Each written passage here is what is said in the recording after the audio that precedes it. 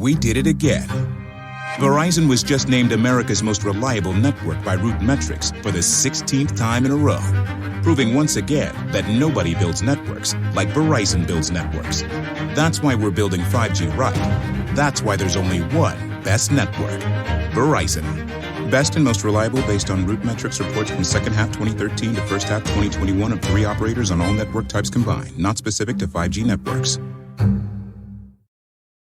Check out the latest footwear innovation from Adidas, the Adizero Adios Pro 2, which features carbon fiber energy rods that are both lightweight and precisely tuned for a more anatomical transition. Everything from the ultra-light polyester upper to the re-sculpted midsole and the reinvented outsoles are designed for speed. Visit adidas.com to learn more today. This is Jordan Grace, and you're listening to the Social Suplex Podcast Network. BWB, this is One Nation Radio. You better get it right. Rich Latta, James Boyd came to give them life. The Blackest Wrestling Podcast has come to kick all ass and drop it 6 feet if they kicking trash. Word, let me welcome y'all to something different. And if you dig it, man, you should let some friends listen. We be getting it in, this on the regular, dude. Ravish and flow, but this shit rule. See, James don't rap, so I had to break it down. The whole network, man, we coming for the crown. Raps in the columns, I keep them both covered. Making the beats too, so the listeners can bump it. Hit us with the rating, yeah, I'm saying it's a 5. Before you hit it, talk, bob your head side to side. It's One Nation Radio, and this is the beginning. It's Rich, and I'm here with James. It's time to listen to One Nation. You got to unleash the power of the pyramid. This is Mike Sempervive from WrestlingObserver.com. Check me out on Wrestling Observer Live every day. And also check out your boys, Rich and James, on One Nation Radio. This is Kenny Omega. We're listening to One Nation Radio.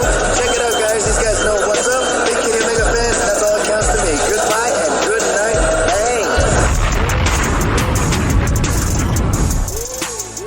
Bang. Ladies and gentlemen, welcome to this week's edition of One Nation Radio. I'm James Boyd, and here with me I have Rich Latta. What's going on, man? Not much, man. Just, living a life out here free, unlike R. Kelly, who may be in prison for a very long time, hopefully. So with you, James? Not much. Are we doing this week? Are we throwing this? Okay. All right. We're not going to do it, but I will be back with something special, perhaps. Oh, man. This been to not necessarily dance on someone's grave because they ain't dead yet, but might as well be. I don't know how to respond to you, man. Like, you really started the podcast off with that? Yes. All right. Whatever, man. I guess whenever you get to R. Kelly, you'll get to R. Kelly. Yeah. I got plenty of time. So does he. He's going to have plenty of time. He's going to have a lot of time. Some would say that he should have a lot more time, or he should have had time before this. But and I definitely agree with that part. But eventually it got him. Like, I'm not a person that believes in karma, but this particular instance, like, I don't want to say what goes around came around, but that bill did come due. Yeah. Like, so we came to talk to y'all about the 5-star Grand Prix final, a great show, one of the best shows of the year. The WWE Extreme Rules pay-per-view, absolutely not one of the best shows of the year. And also Rampage was also just kind of there. But I guess we just go through, if there's anything else that come up, we'll get to it. But I guess we start with the stuff that pays the bills. So we'll go to the American stuff, the AMRS. Let's go to Extreme Rules 2021.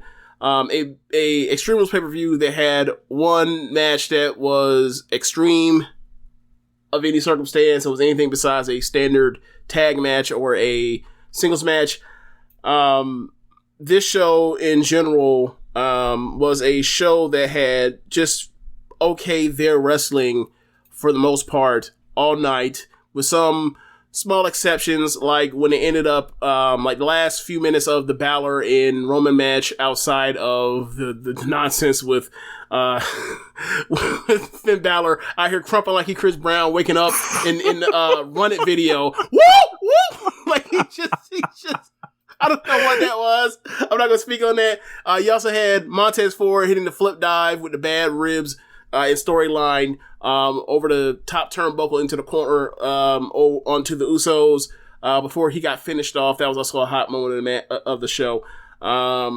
But yeah, like just in general, and also like really the best match bell to bell was Becky Lynch and Bianca Belair. It was really good to see Becky back. And it was really good to see that she still can wrestle. So wrestle really well. So that was cool. Disappointed by the finish, obviously. So let's go through it, man. Like let's get your general thoughts on it. So I didn't really catch too much of the show. I caught the main event, of course, and I watched Alexa Bliss and Charlotte. Good. It's not good that you were struggling to remember that Charlotte was a champion after her like 14th reign. Yeah, it's funny how that works. But yeah, I saw a lot of discourse in the fallout today. I guess that, the Usos may have had like a 3.75 star match that got people fired up or something. So I don't know. They had a what? I was looking at the cage match and it was like all this for like a 7, like a match with a 7 in front of it. I was like, okay. What match got a 7? Usos versus the Street Profits, I think. That got a 7 on cage match? I have to check again, but earlier it was in the 7s or whatever. I'm like, man.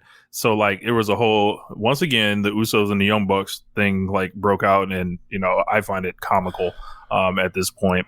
But like I couldn't imagine being so charged up by like a 3 3/4 match. I'm looking at these cage match grades, and I am like,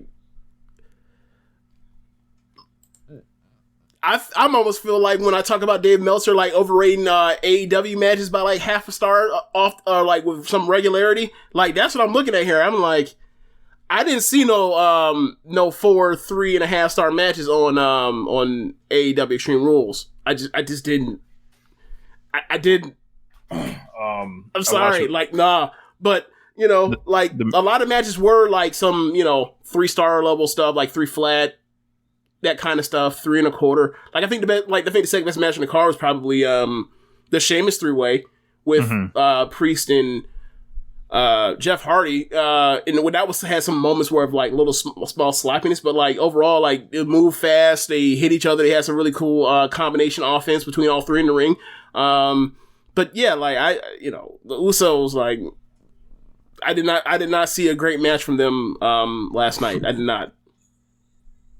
Yeah. Then the whole thing with Roman Reigns and the Demon, pure comedy, blew up Twitter. I was watching the 5-star Grand Prix. Thank you for that recommendation. Watching that live instead of Extreme Rules. So yeah, on Sunday. Yeah. So I was just seeing my phone blow up. Seeing Balor fall off the top rope, he's on the ground, hunching the ground, and I don't know what he's doing. Like I just pure goofiness. The Demon. If I never saw the Demon again, you'd be okay. I would not give a fuck. Like, yeah. It looked goofy from the entrance to like how he started locking up and moving around the ring, and it was just like. This is such a cartoon, literally. It just feels completely past its sell date. Of course, the way that WWE presents it, no interest really. The thing where he's revived by the music is just like absurd. And then why does he like lose power if by falling off the ropes? Like the music turned off immediately. Like it was like someone DJ scratched the thing and then like it all fell, and I was like, they planned to do this. Yeah, like that's what they chose to do. What? Like I don't understand.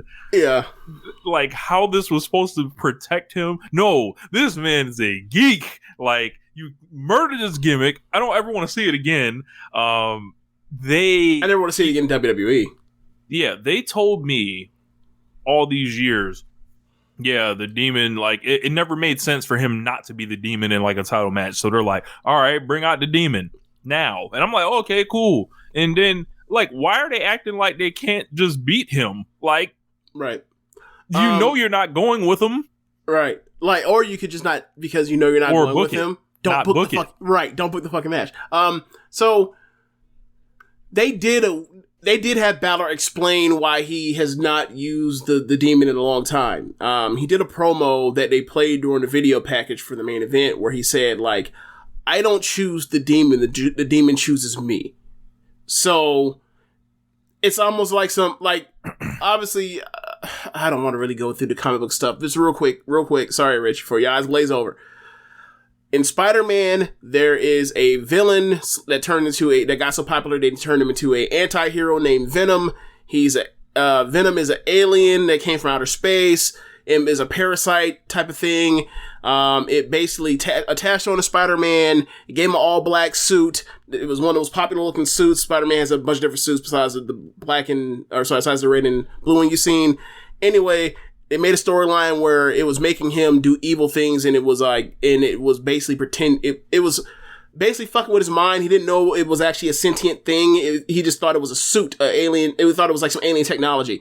So eventually he realizes like it's fucking up his life and his behavior. He's able to purge it through sonics, through sound and fire. He used sound that time to get rid of it. And then the parasite was in love with him because it was a parasite living off him. So he chose somebody that Peter Parker, Spider-Man knew, and then uses him to try to fucking murder him, like in the 80s. Like that's the gist of Venom. He got so popular they couldn't make him a villain. They made him an anti-hero. He moved to San Francisco. He's protector of San Francisco. That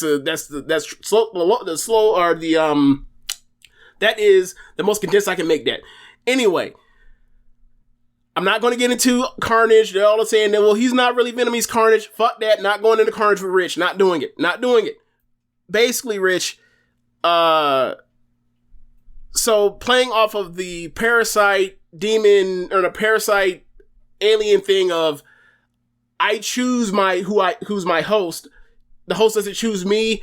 So it's a play on that to an extent without actually getting sued by Marvel for copyright infringement. And also you get to play on the supernatural element of making it more than just body paint that Vince loves to do and has always done with the demon, instead of just making it war paint like he was in New Japan or NXT. There's just a cool visual to make you hyped up for this match. So the thing, might as well start here. Roman Reigns versus the demon. It's a good match, and he's on top and he's going to finish him off, and then the Usos show up, which is like, yeah, the match was going to end until the Usos showed up. It's in Extreme Rules, like the Usos interfere in like 2/3 of all of Roman Reigns' matches for the belt. So they yank him out. There's already a table out. Early in the match, like Roman was playing with the crowd about like pulling out a table, putting it back, fucking with the crowd about because they wanted tables all night because Extreme Rules, and that was the only Extreme Rules match. And then like first half of the match, he's keeping it away, which is like this psychology.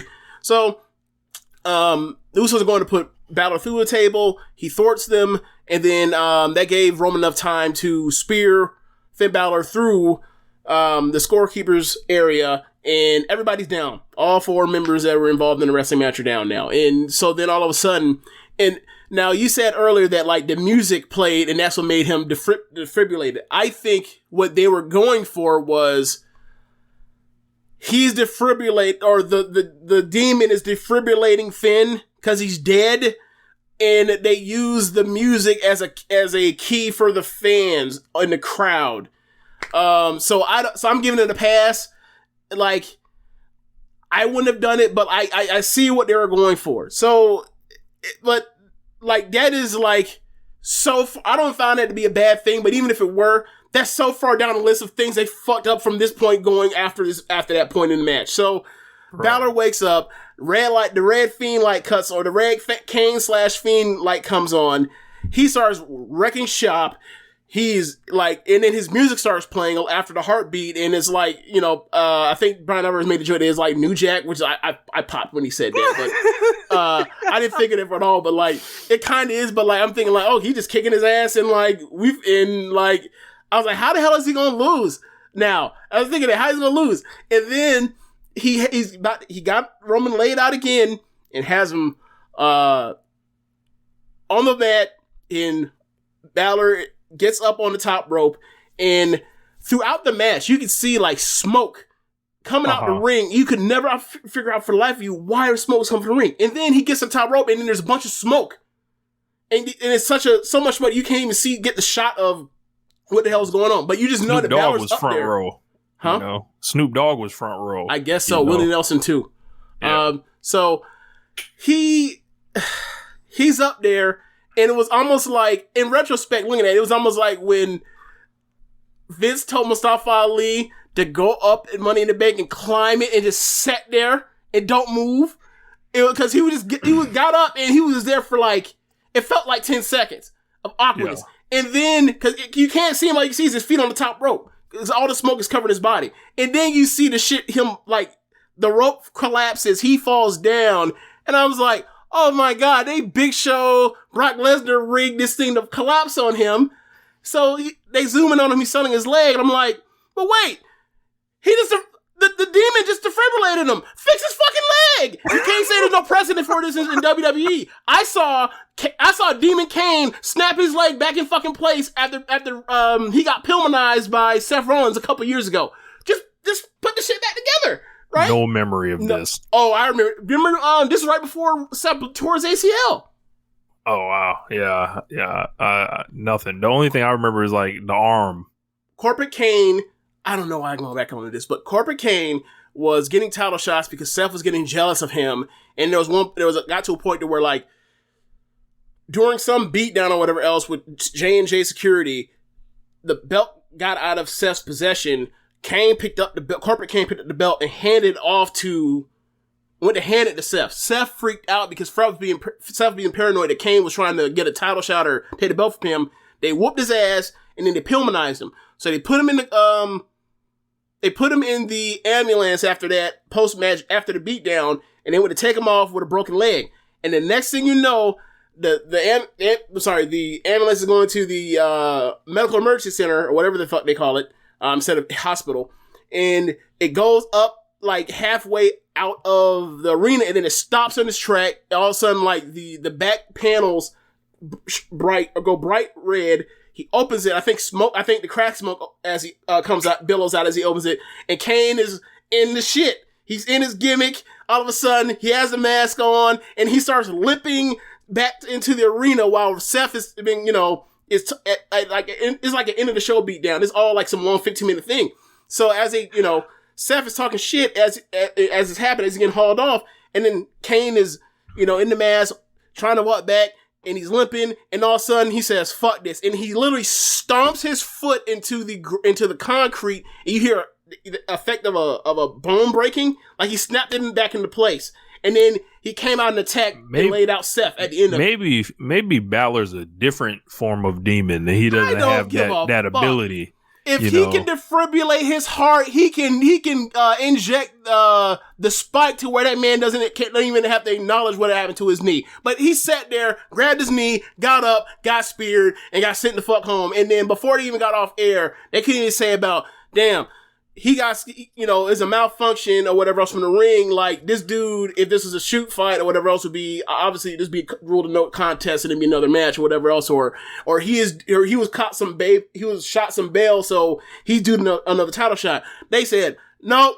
Oh shit, that's crazy how that man lost. It had nothing to do with Roman Reigns or even getting screwed for a title shot. Damn, that's crazy. Anyway, Brock Lesnar, Saudi Arabia versus Roman. Run it. Holla at y'all when y'all, we go to Riyadh or wherever else in Saudi Arabia. They completely just, they gave him bail and then completely acknowledged him like as if he was a geek. I was like, God damn, bro. I was watching this man fall off the top rope over and over and over and over, and I couldn't stop watching it, and every time it was like one of those visceral laughs and I knew it was coming every time, and then it was just like snap, and I was just like wow, embarrassing.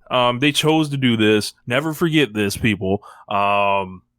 This is the very terrible WWE stuff. Like, okay. This is like really, really bad. Like, Twitter was like, there was clout to be had off them jokes last night. Yeah, I mean, there was nothing.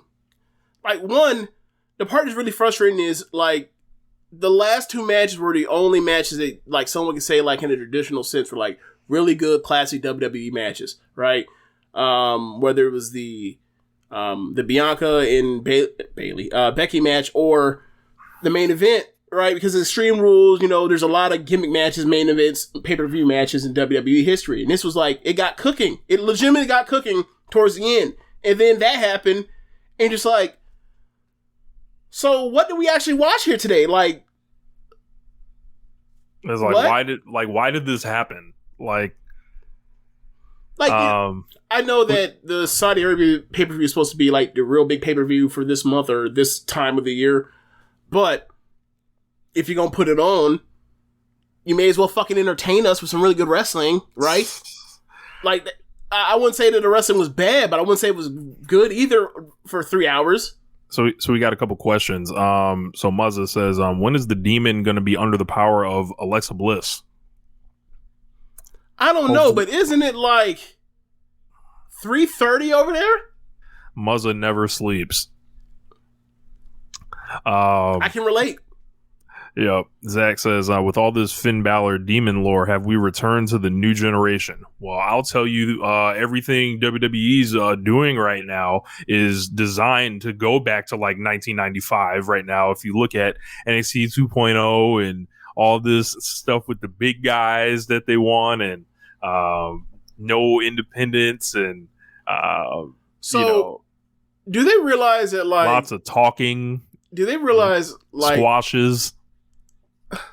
So, like, New Generation, like, has some really good things, but, like, generally speaking, as far as them being able to, draw an larger audience or whatever else, they really struggle with that. And the only thing that saved them was, like, The Rock and Stone Cold Steve Austin. Yeah, like, I think this is completely lost on them because, like, whenever times are tough, they're always turning the clock back. They're never looking forward, trying to figure it out. Like, do they realize that, like, there ain't gonna be no another fucking Stone Cold Steve Austin or Rock to come save them this time? I guess is where I was getting at. I don't think they've figured this out. They haven't done the math that, like, they're not gonna get the two biggest stars of the last 30 years in pro wrestling? Look, no? Okay. WWE is no longer a star-driven product. This is a TV content Goliath. Like, they can put me and you out there. Like, I don't know about that. I don't think I'm gonna talk to be on. Look, somebody would defend us, James. Someone would defend us. That's not the point. I didn't say that there won't be people that wouldn't defend us. I just saying, like, I don't know if I'd be good enough to be on live national television. Nah. Yeah. Not at all. Yeah. I'm not good enough to be on Twitch, to be honest with you. We trying some new shit, but yeah, we might be, in the new generation. You never know. Maybe. Next match, I guess. WWE needs more TL Hopper. And Sharjeel says it's a nostalgia-driven product now.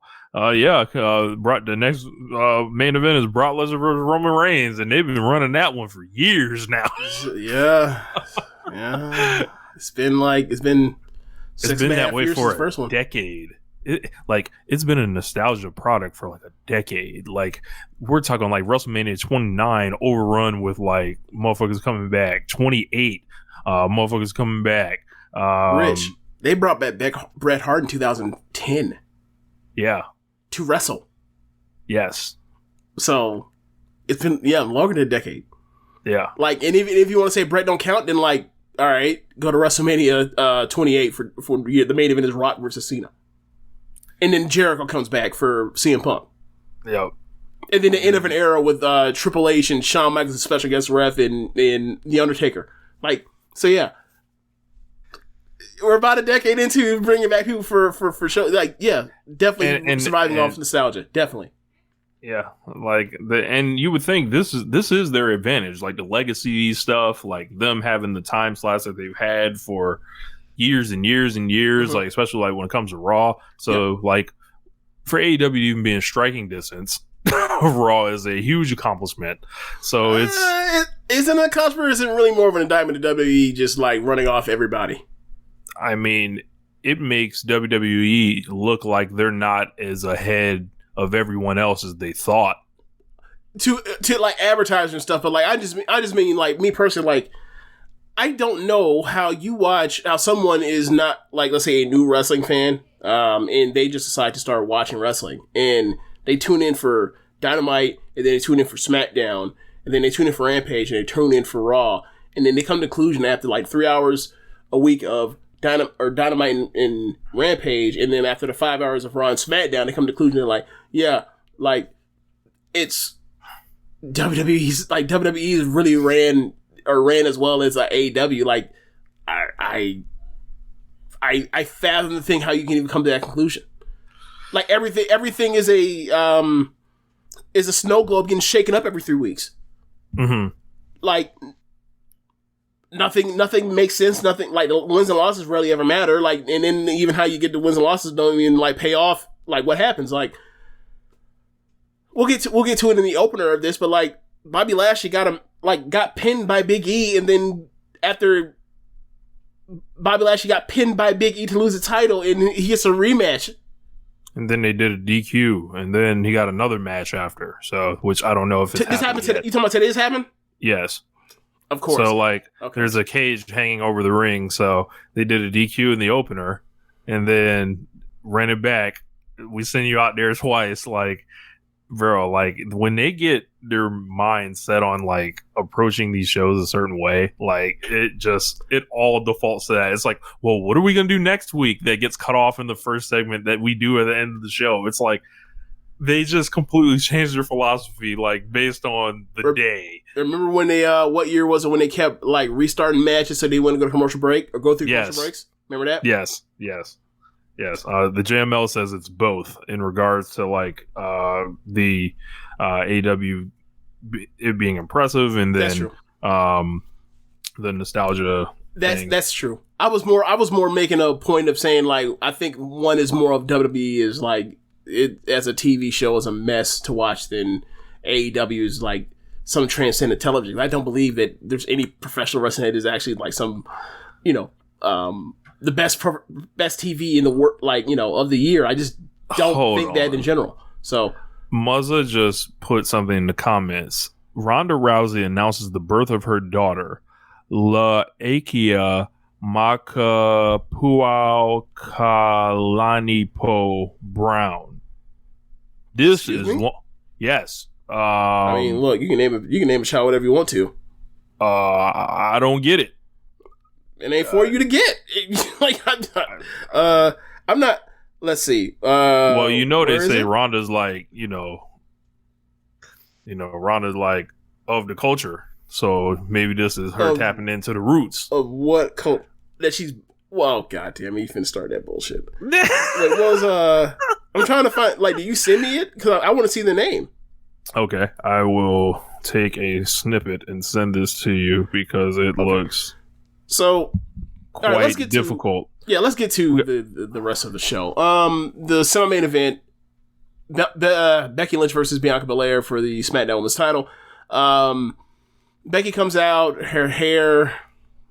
I don't know what she was going for. Maybe it's some cosplay thing. I didn't get it, but she basically came out like a white version of the man gear from WrestleMania 35. I thought it looked cool. And Bianca came out with. Sorry, I wasn't feeling it. I saw it. I was like, and you're supposed to be a heel now. I'm like, you need to be in all black. Like, quit playing. Wait. But the thing is, it's a play on it's like Jay White when he comes out wearing all white. It's like, you're a heel wearing all white. Like, that's the heat. And plus, like, when she was a babyface, she wore all black. So it's like, what are you going to talk about wear all black again? Like, that's going to fuck around and do, like, the opposite of what you wanted to do. He's going to remind you of when she was the man. So it's like, got to kind of invert it, I guess. Better times, more over. Well, yeah, obviously it was a mistake to bring her back as a heel, but we're past that now. Just like Jay-Z thinks we're past kneeling, but yes. Oh man, I love when people catch random drive-bys on Remember the off that song from Blueprint 3? Yes. Like, can he like do a remix version of that where he's like, the only time I'm working past hits, I'm past rims and I'm past kneeling. Like, yes. What are you doing, Jay-Z? The Jigga Man. Anyway, so Bianca comes out. She has more great gear. It was like green and purple and black, and it just looked really cool. And so they're wrestling, and most of the match is based around Becky is a better technical wrestler, Bianca is a better athlete and powerhouse, and it's more of a mix of that. And they end up in certain situations where like Bianca's powering out of submission moves or out of certain holds, and she just looks like just a great athlete. And I thought her and Becky did a really good job, and it reminds me almost like of the WrestleMania match with Bianca, where like they're really good at showcasing how like special Bianca is as a superhero, right? So, so by the end of the match, they told a really good story, and by the end of the match, like Bianca has her up for the KOD, and this is like 17 minutes of the match, and then like out of nowhere, Sasha runs out for the DQ, and she beats up Bianca. Becky's like, "Oh, well, I know you got smoked from SummerSlam," so she puts the thumbs up. She's like, trying to like, "Hey, remember when we were best buds in NXT? Remember that? Like, hey, like, yeah, like I know, I'll have the belt that y'all are about to fight over. Let me just, sneak up out of here." And then Sasha laid her out, and then Bianca got up, and then Sasha laid her out again, and it looks like we're in some triple threat type of situation for the belt. Like I think loser ends up on Raw. Yeah, I was really upset at the finish, because it's like, one, that is the finish that you knew that was going to happen, or not with Sasha particularly, but you knew they wanted to find a way to get out of beating either one of them after what happened at SummerSlam. And it's like, stop booking matches that you are scared to death of beating either one of them. Stop doing it. And if you're going to do it, don't make it go 17 fucking minutes. Yeah, man. This thing's this is a wreck, and it's carrying over from SummerSlam. Like, yeah. They had to break the glass in case of emergency for Becky Lynch there. Decided to add a bunch of stuff in the gumbo that didn't need to be here, and this is how we end up where we're at now. Like you said, they're booking matches with no intention of actually, beating someone. Rich, they're wasting. Real quick. They're giving you matches that they're billing to draw your interest for you to watch them, and then as a reward for you tuning in and spending your hard-earned money to watch their particular show, they decide to either kick the can down the road or to actually just not even give you any reward for you watching or spending your time on their product at all. Right. You're a mark. Yeah.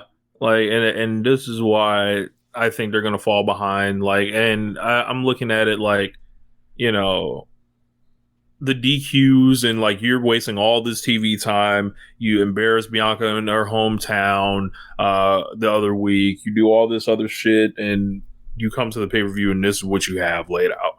And then you're adding Sasha Banks, and the character stuff gets even more confusing. Triple threat matches suck typically, because it's just like some two person in, one person out in WWE, because it would get too formulaic.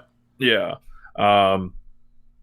It just like we seen the last time Becky Lynch was involved in a three-way match that didn't exactly go too well, did it? So I don't know, man. Like, Becky seems like there's nothing to her anymore. She's just another wrestler. Bianca's caught up in the crossfire here. She'll end up just another wrestler, and then we'll be right back to whenever Bayley comes back. I think all the newer women are getting shoved aside, and then this would probably be a good thing. I think you would like it a lot, that they'll do like the 4 horsewomen at WrestleMania Fatal 4-Way, and then figure something out. But why would they do that? Who knows? Like, well, I'm just saying, like, as far between Fox and USA Network, like, there's no way that one of them is going to get all 4 of them on the same show. Yeah. Like, seriously, put all of them on Raw. What is SmackDown going to do? Bianca it would be rough. It would be rough. Like, they'd have to trade Rhea Ripley over there, really push her for real, and try to figure it out. And Asuka and Alexa. Alexa, yeah, and SmackDown, they don't really commit that much time to the women anyway, so they could get away with it. I don't know how they could get away. I don't know how to get away with either one of them. Like, obviously easy put the belt on Asuka and then don't do shit with her. Like that's always the cheat code. No, to get out of jail card. No, okay, so these companies or networks, whatever else, like they have people when they're picking the roster and they're talking like, hey, like I'm sure, like when they look at their demo sheet for stuff and look at women, they're not going to be like, hey, let all of the horsewomen, like let 4 of your 5 or 6 biggest stars in one division all end up together. I don't think like why, we're just thinking like fantasy draft purposes, like that would never happen. Yeah, we'll see. That's my long-term prediction, but yeah, like the whole triple threat thing sucks, and DQ suck, and making people watch pay-per-views for disqualification sucks. Like, hey, Rich. So, also another thing, if they did that would be just them copying NXT, right? Again, right? What? Horseman Fatal 4-Way. Oh yeah. They did that in like what? 2015, 14. Yeah. That's actually, where Sasha won the belt. It was 15, actually. You sure? That's where Sasha won the belt. Yeah, it was 15. Okay, but yeah, like only WWE would do this. Like if Britt Baker and Statlander went to a DQ on All Out, that great show, that all-time show we saw, like people would have fucking like lost their minds at that, and they would have been like correct, because obviously DQs don't fly, and this is the way wrestling should be fucking booked, like a winner and a loser. But here we got to do all the fuck shit to extend it out or whatever. Like, and don't they have like some tournament coming or some shit? Like it's like Queen of the Ring or something. I've heard people float that out, but I don't know how much validity there is because to that. There's a Saudi Arabia show, like they're gonna do this, and then the finals are gonna be at Saudi Arabia or some shit. So I don't know. I heard something about it happening, but I haven't. I haven't really heard for sure if that was just speculation or if that was actually like really like planned to actually happen. Because like, and even if it was planned to happen, that don't mean it's actually going to happen. Hell, they can tell you that they can tell you Sasha Banks will be at fucking SummerSlam, and then she won't be. So. In the title match, so whatever. Mazza said someone on Twitter showed a graphic that WWE this year has 68 DQ count out double knockout finishes this year. AEW has had 2. Wow. Man. Wow. Like earlier this year, they were doing them with Rhea Ripley and Charlotte just to stretch it out, and we're back here again. Yeah. Oh man. So next match before that is Damian Priest for the triple threat for the United States title. Damian Priest versus Jeff Hardy versus Sheamus. A match I liked. There were some parts where, in general, there was like a weird thing where Damian Priest ended up, he was on the apron, he slipped off the apron when he was supposed to like try to either put Jeff Hardy in a choke, or he was going to do the imitation of the Sheamus like clubs over the chest. But outside of that, like it moved well with 3 people. Jeff Hardy was super over. He was over as if like he was somebody from the Attitude Era.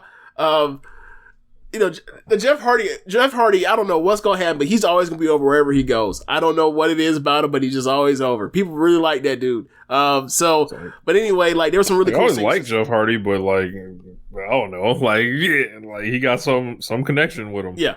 Hey, I mean that's the name of the game. Like inherently likable. That is the point of like pushing baby faces that are inherently likable. It's like people already like them.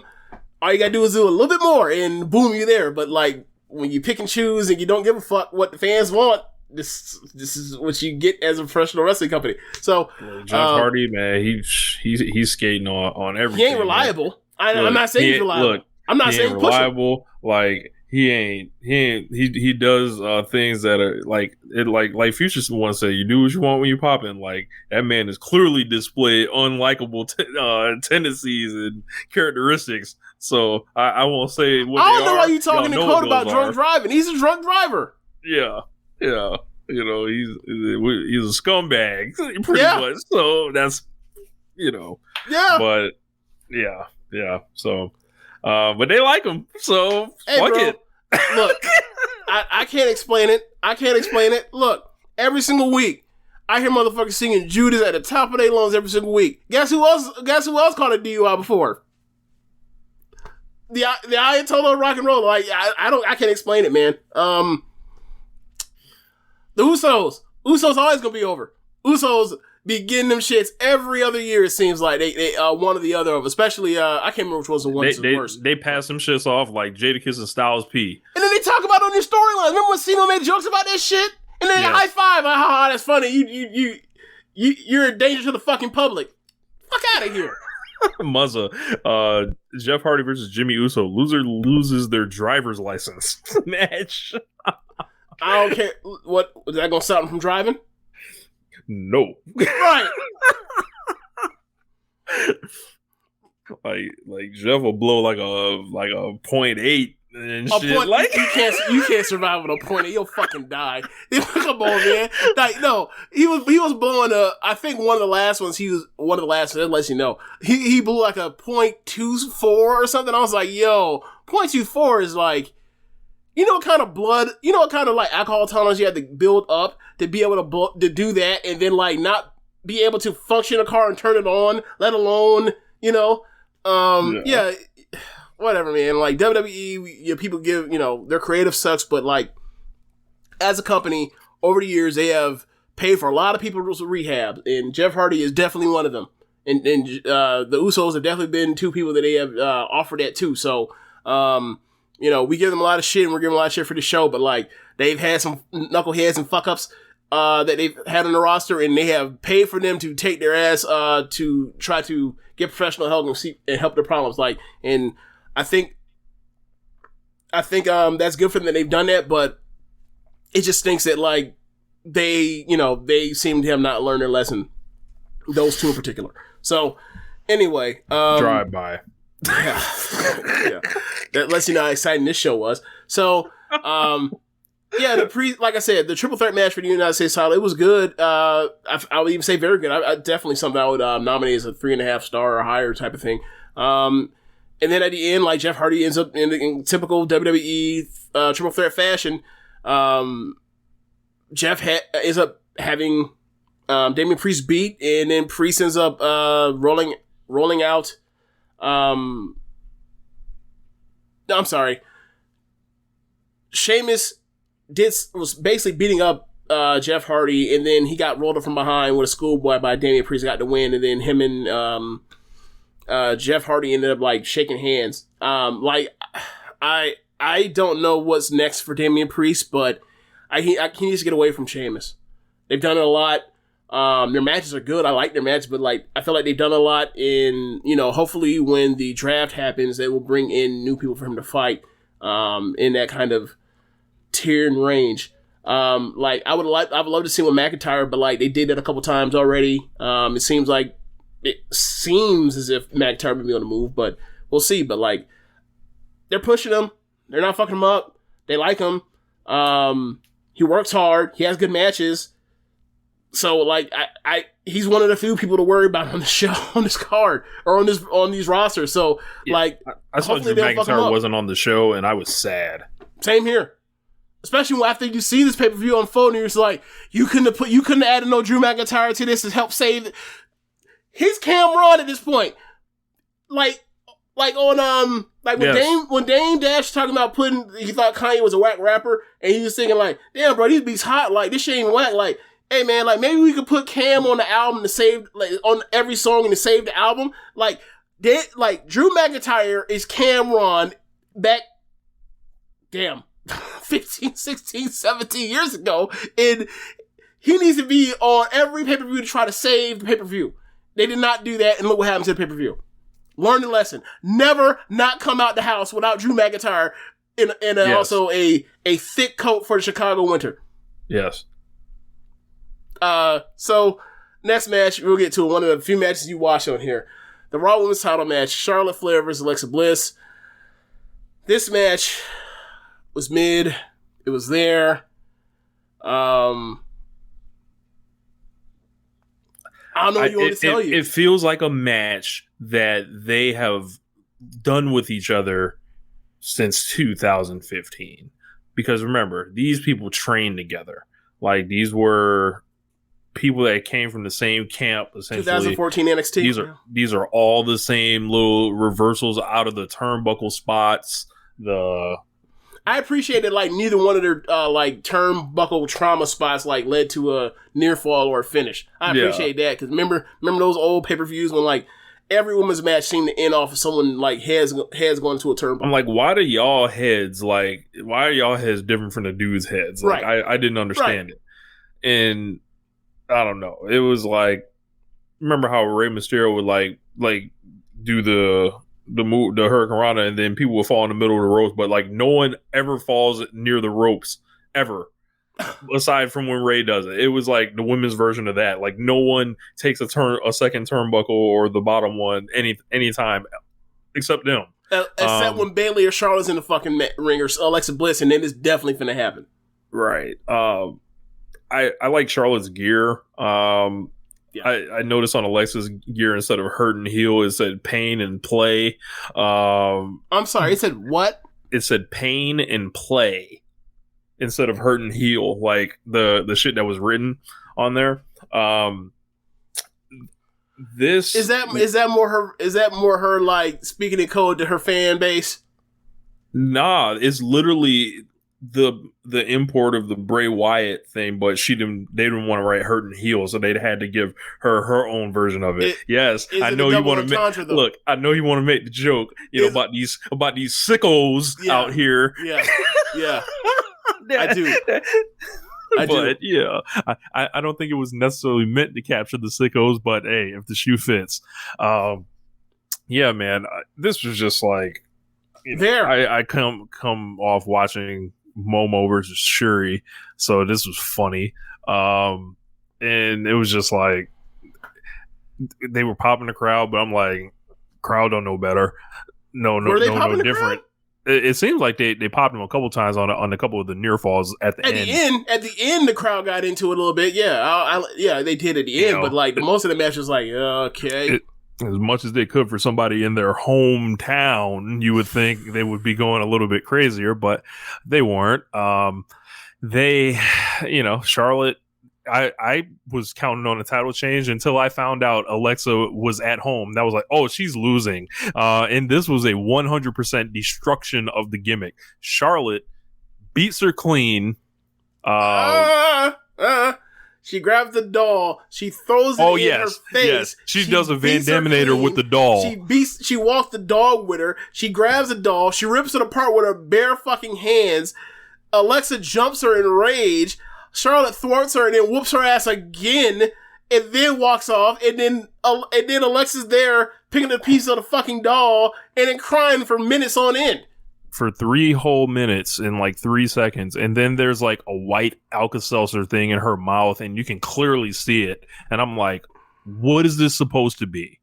This is some sick, demented, twisted shit that I don't know who's into this. Like who's the demographic? Vince. Can I meet these people? Can I ask some questions?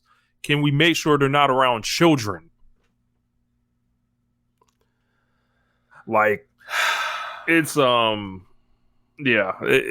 leaves a lot to be desired, to say the least. This looks like the end of the gimmick, because Alexa Bliss is set to take time off. She may be out for like 3 months or something like that. So ripping up the gimmick, like she's taking time off. Rip up her gimmick. Then I would assume they just bring her back at like the Royal Rumble or something, and then she's just her normal self again, and people act like this shit doesn't exist anymore, which, quite frankly, I would be okay with letting any last remnants of the Fiend go.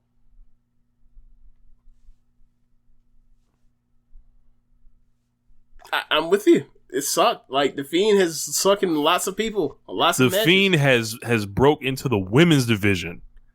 For the championship, the Women's World Raw Championship. Man. So that boy influential. Apparently so. I'm not even gonna do it. I'm not even gonna do the bad influence thing with you. You can't even use that on Bray Wyatt. Can't even use that on the Fiend.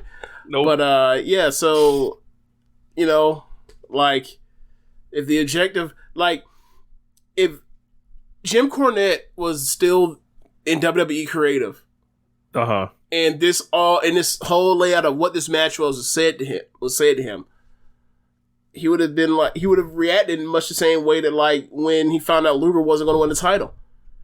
He's like he's going to look like a plate of piss. Like Alexa looked like a plate of piss. Like she lost clean. She lost after she got her ass whooped after she started a fight with somebody. And then she cried her eyes out over a fucking doll. She's much more upset about the doll than losing the match, it seemed like. Well, apparently that's her best friend, so whatever. Like I understand it's a doll and it's fucking stupid, but that tracks, at least it tracks. Doesn't make it any better, but at least it tracks. I think you gotta love the crowd doing a thank you Lily chant. Like I would have liked it more if they started a nah, hey, goodbye chant, personally. But we don't always get what we want. No, we do not. And that's why we got this pay-per-view. So, match for that, the SmackDown Tag Team titles, the Usos versus Street Profits.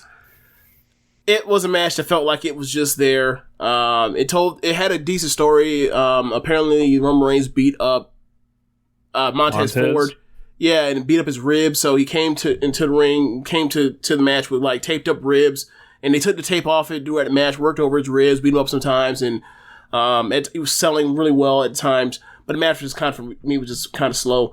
And then towards the end, Montez fires up. He has a flip dive over the top rope, almost like the Ricochet thing where he goes over runs from opposite corner to opposite corner and flips over the top turnbuckle, lands on the floor on both Usos. Crowd gets really into it. Match continues, and about like 60, 90 seconds later, the Usos lay out Montez and they double splash him and get the pin. This does not sound like no match for people to be puffing their chests out on Twitter real brave. They had the Young Bucks trending today.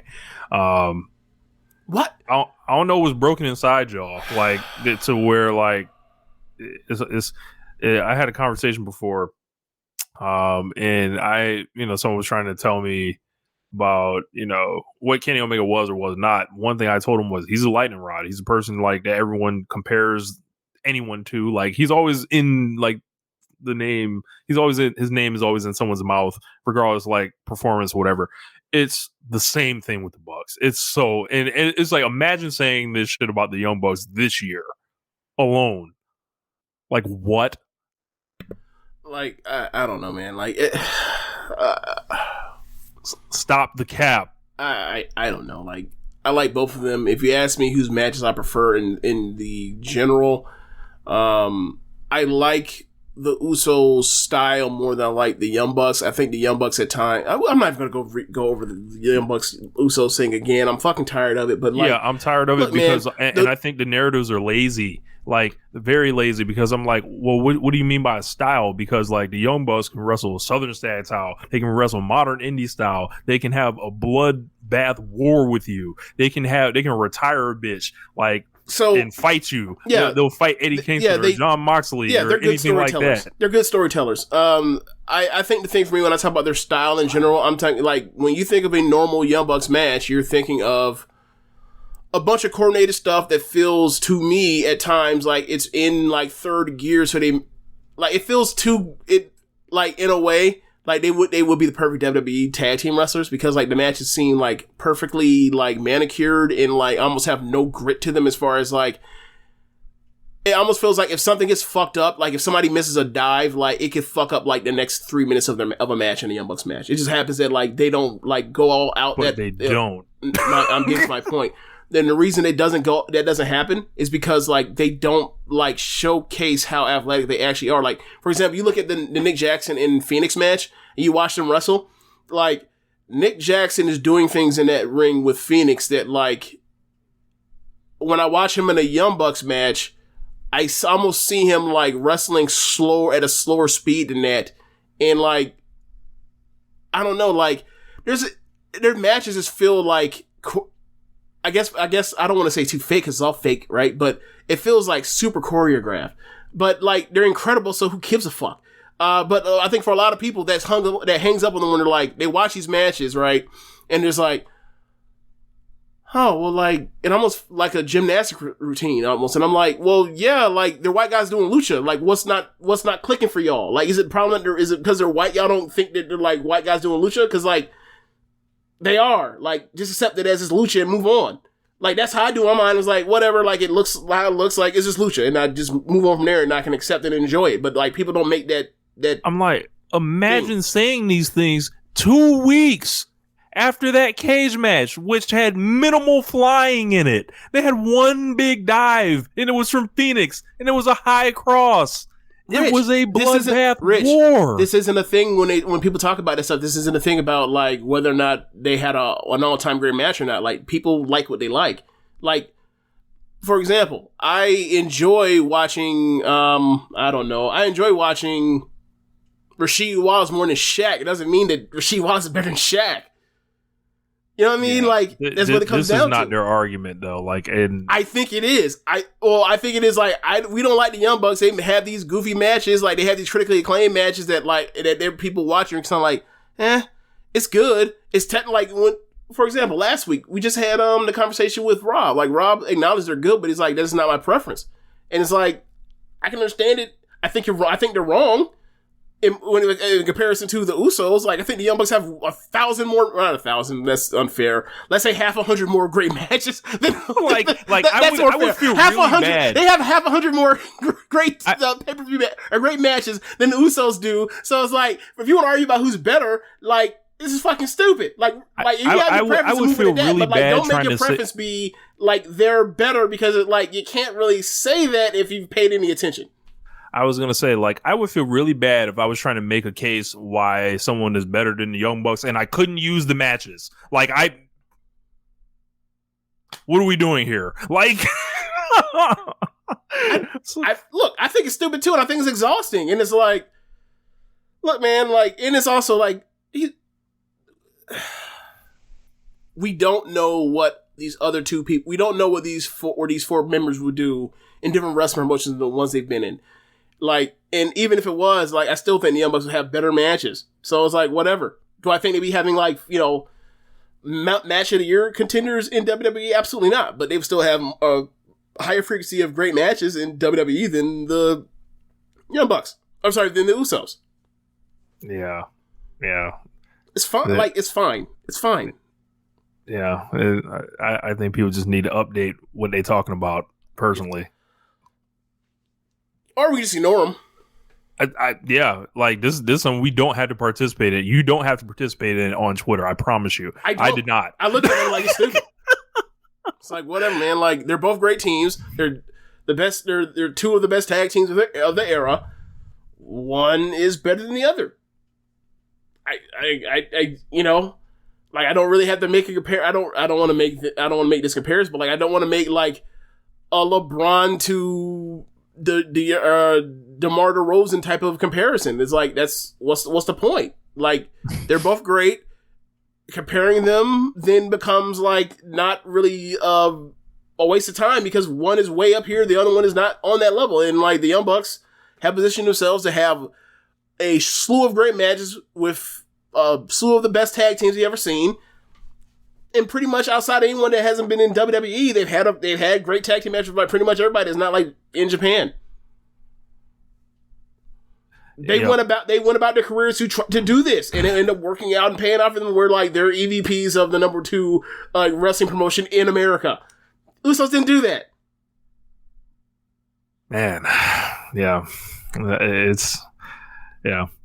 I'm sure it'll rear its head again, and Usos we'll be back here again. Sorry, the Young Bucks have the matches, they have the influence, like, and they have this success and more money than them. Like, I'm sorry, like, there really is nothing for the stand on. There's not. I don't. There's not. Like, there's not. Like they're a headline. They're great, and they're great. Stop comparing them to the Young Bucks because it makes y'all look like y'all don't know what the fuck y'all talking about. Like the worst thing for me is I've always liked the Usos for years. I still like the Usos, but for years. But it's stupid, and it's like, and up until maybe like the beginning of 2018, I would say, like, I would have probably been like, oh yeah, the Usos for sure, like whatever, and you know, the Bucks don't have a juice like that. And then like the next 3 years happened, and it was like, oh, so this has been going on, and this is what I wasn't aware of before, and then to start putting together the back catalog and just seeing everything, and it's like, it's back-breaking. Remember 50 Cent would talk about his consistency will break Jay-Z, your neck? Yeah, Jay-Z's consistency breaking neck. But bro, you ain't even have to do that about, like, just the Young Bucks. Who's been a better tag team in WWE history in the last 5 years? Based on match quality. Kyle O'Reilly and anybody from the Undisputed Era, or either one of his two tag teams, Fish or O'Reilly, or the Usos. It's either one of the O'Reilly teams. And definitely O'Reilly and fucking Strong. Right. Like, if War Machine had got pulled out of NXT so soon, they would have had a run that made them undisputed. Like, think of, they won them titles in Phoenix. They had that match against Blackachet. Both of them shits were 4.5. How many 4.5 star matches do the Usos have? Maybe like 3. Okay. I can think of. So they did that in like 2 months then. Yeah. Or 3 months. Or actually, no. The War Games. The second War Games. So actually, they matched them in matches as War Machine. And they were only there for like 6 months, 7 months, 8 months in WWE on NXT. So like, I don't even want to, it's not even necessarily fair. Like FTR, DIY, whatever, man. It's just circumstances. Like, this is just goofy. Like, do the Usos have more great matches than Azumi and Momo? You'd be able to tell me. No. No. Like, how many 4-star matches they had in the tag league last year? And in the tag league in Stardom, like, not even like some great tournament at all. Like, between that and their defense or their challenge against Syuri and Julia this year, no. Anyway, I guess we can get away from it. Like, it's just, you know, Dangerous Trekkers, Golden Aces. Like, nah, man. Like, they're a great tag team for longevity's sake or whatever else and all that stuff, but they're in WWE doing restricted play wrestling with a promoter that doesn't give a flying fuck about tag team wrestling, except as a vehicle to put people in, like, side questing mode when they don't know really what to do to transition them out of coming down or going up. Yeah, I think these people need to realize, I think they care a lot more about the Usos than the company they work for. Oh, that's true. But it's also funny, like, we did all this, like, and then, like, earlier we were talking about, like, the DUIs and stuff. Drive-bys. Yeah. Yeah, but, like, the match was good. It's just, like, it wasn't great. Look, and there's nothing wrong with that. You might have an off night. You might, like, you know, whatever, like, but... Not if you Lucha Bros. True. This is true. Ray teams don't take no nights off. Right. You know, right. I noticed the Lucha Bros are absent from this conversation today. They went straight for the Young Bucks. Yeah. Like, they're not like we mentioned last time when we talked about this. I was like, well, why does no one ever like bring these guys into it? Yeah. Yeah. Yeah. I think it's also getting ramped up because it's like the Elite with them and Kenny Omega, and then you have like the Bloodline thing. So it's like it throws more of the Omega versus Roman stuff into play too, and it's like, God, I hate like this stuff barely touches my timeline except for you know, a certain someone who we adore that like is all in this shit, and like I have to see what she likes and tweets, and I guess by me even giving the pronoun out, y'all know who I'm talking about. But like, I love her to death, but like, she be getting involved in that shit, and I'm just like, hey, that's what you talking about today? All right, I'm gonna come back. I guess I'll come back later because my timeline gonna be flooded. But yeah, so the opener, the New Day versus Bobby Lashley, AJ Styles, and Omos. I enjoyed this match. I liked it more than I liked the tag match after this. It was fun to see the New Day back again. It is weird to see them doing the wrestling matches and some of their certain spots, like when they do the corner stomp, when they do freaking tags, and then like they do not have they don't have Francesca or any of the Francescas around, no trombone, so like you just remembering like this, the fact that's a spot, and you don't hear like the all the stuff they used to do, so it was kind of weird. But outside that, like, it was a really good match. Finish comes off of Bobby Lashley seemingly has Big E dead to rights. AJ blind tags and he goes for phenomenal forearm as he's on the rope about to spring off. Bobby Lashley is somehow legally allowed to use it as a tag, even though like he's not even in the ring yet. They allow it. Big E sidesteps. He saw the tag that Bobby Lashley made. Bobby Lashley goes for a spear. Big E ducks or slides out the way. AJ gets speared. Big E then picks him up and hits the big ending for the win. So neat finish, but it's like I can someone just follow those fucking rules? So yeah, that was the show. Like, I say the first hour was actually, it was fine. And then, like, you got to the Alexa Bliss and Charlotte match, and you're quickly, you were quickly informed that, like, it was not going to go well for the rest of the night. And then by you get the finish with the women's, SmackDown match, with Sasha coming back, and then you get the the Demon, defibrillating, and then, like, going down on a bad knee. You're just like, oh, okay. So the sports entertainment overcame the pro wrestling. Gotcha. Right. It's always the battle of the two. The JML put in the chat. Also, Muzza put Drew McIntyre came out at the end of the show to kind of and pointed the sword at Big E. So we may be getting that popped off. JML also said it's ironic that the last year WrestleNomics did an article that Drew McIntyre and Syuri had the best records in 2020, and look at them now.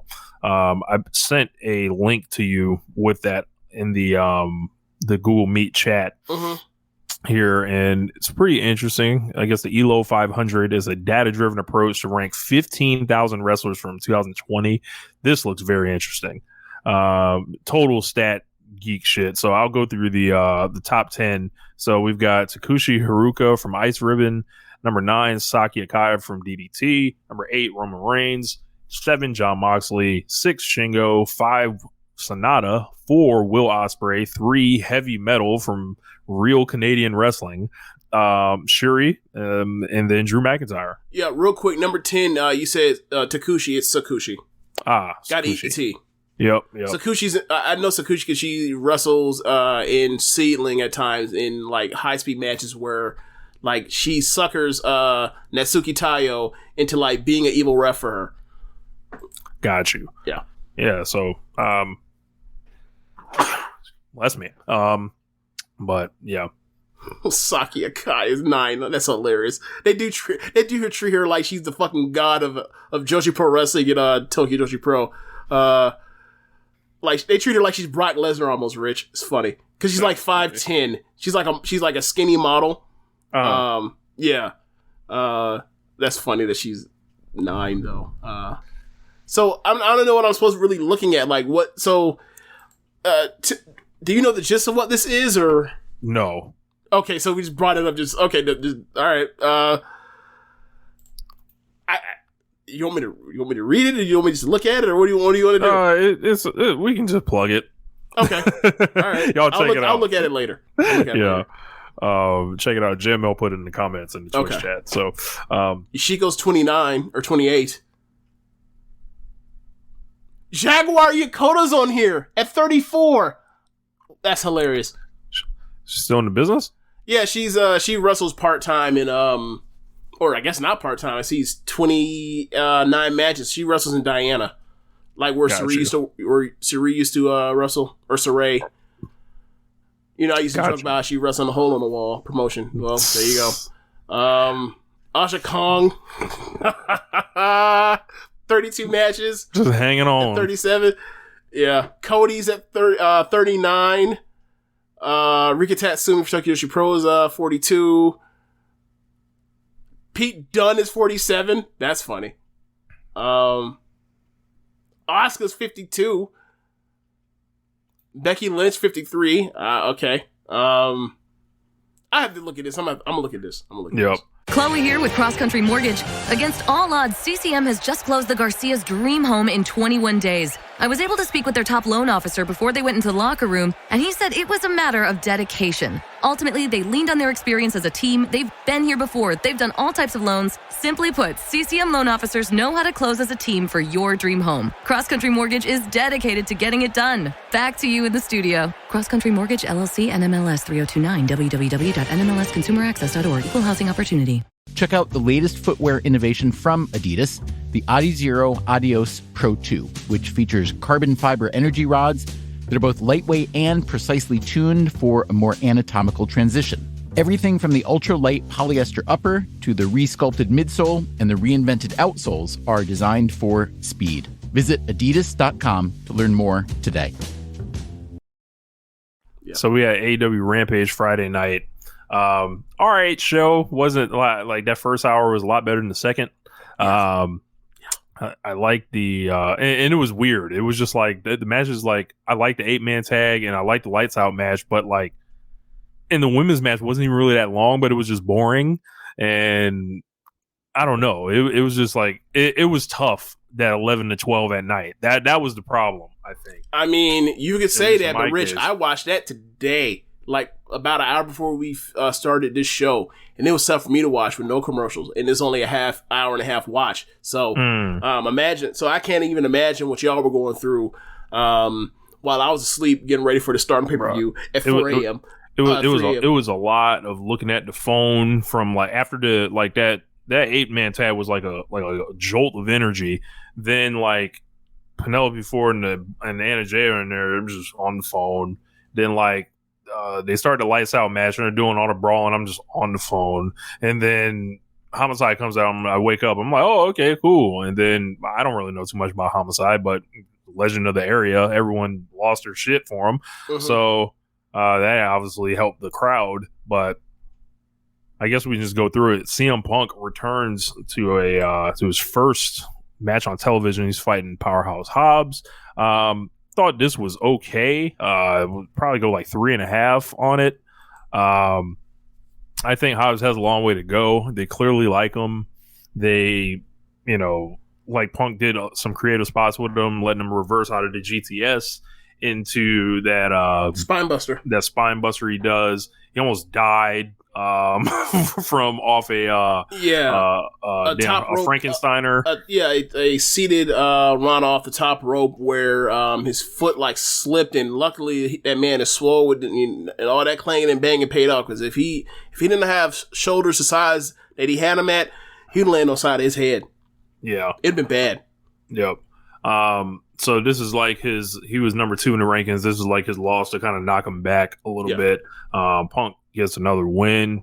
It was all right. I think Hobbs is I think he's still a project. Like, this isn't somebody that needs to be on top or anything. And I think people need to not rush his development for the sake of doing it.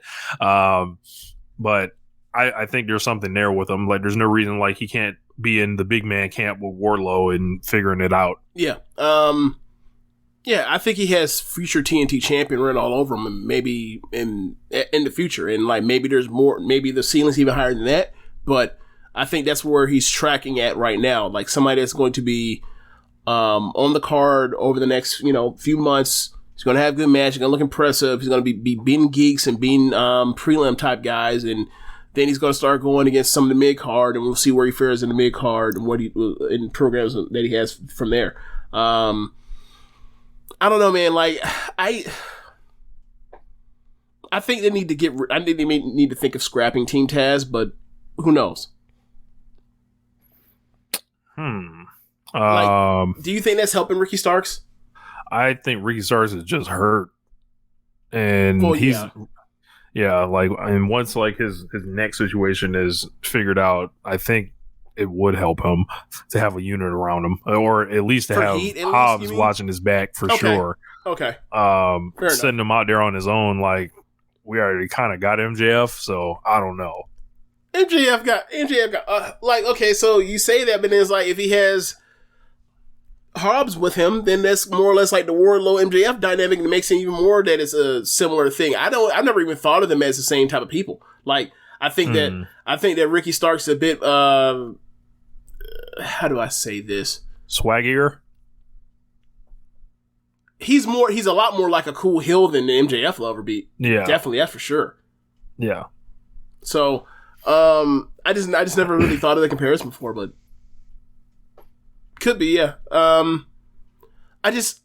don't know. Maybe I want to change them because I just don't think is whatever they have going on is really working right now, except for the fact that CM Punk chose to work with them. Mm-hmm. You know, I don't know. We'll see. Like the Brian Cage thing still being out there too is another part. Is like all of that stuff. Just like he turned on him and like the crowd wanted it, and then like, it feels real. And then obviously, you know, even before Ricky Starks got his neck broken or whatever else, they were geeks, you know. So I feel like they need a jolt if they're going to actually do something with them, or this is kind of where their Hobbs and Ricky Starks' lots in life are until like something changes there. Looking at their roster, it's competitive business. So up next we had what'd you think of CM Punk? I actually kind of liked how he looked in this match a little bit more than the pay-per-view. Just his individual performance. I think that his pace is still like old man selling pace, and that's fine initially. But I don't know how much when I watch Christian or I watch Edge, like I know that is a work. When I see CM Punk, it looks like that man literally like signed on dotted line and just went out there. Like, and the only thing that man ain't lifting no weights to try to catch up or get himself acclimated. He just out here maybe he's running steps. Maybe he's running steps in the arena.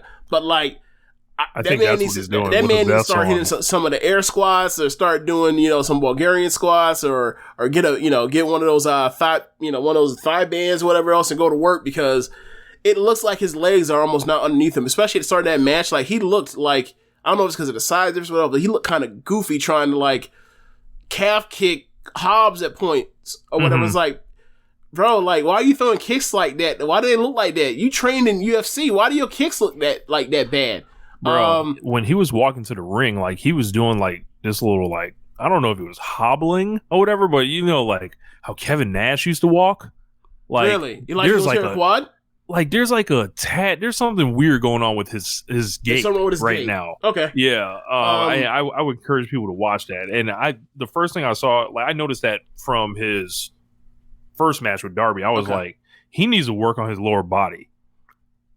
Like, he needs to not skip leg day ever at this rate. Like, he needs to, I don't know who he needs to holler at in AEW who can help him with the fitness out there. But lower body work, Punk. So, one thing I did like, because he didn't do it in the first match with Darby, he saved it, but like he got to the Macho Man elbow drop, and he was like, haven't done this in a while at the top of the rope, but I thought it was kind of fun. And then he jumped off, and when he jumped off, he looked like, did you ever see the one particular clip of the X Games where I think it was the homie's name was Josh Brown, where they did the super vert thing, where he's coming off the huge ramp build up, goes off of one jump, and then goes up into a huge half pipe that goes up like almost like 40 feet in the air.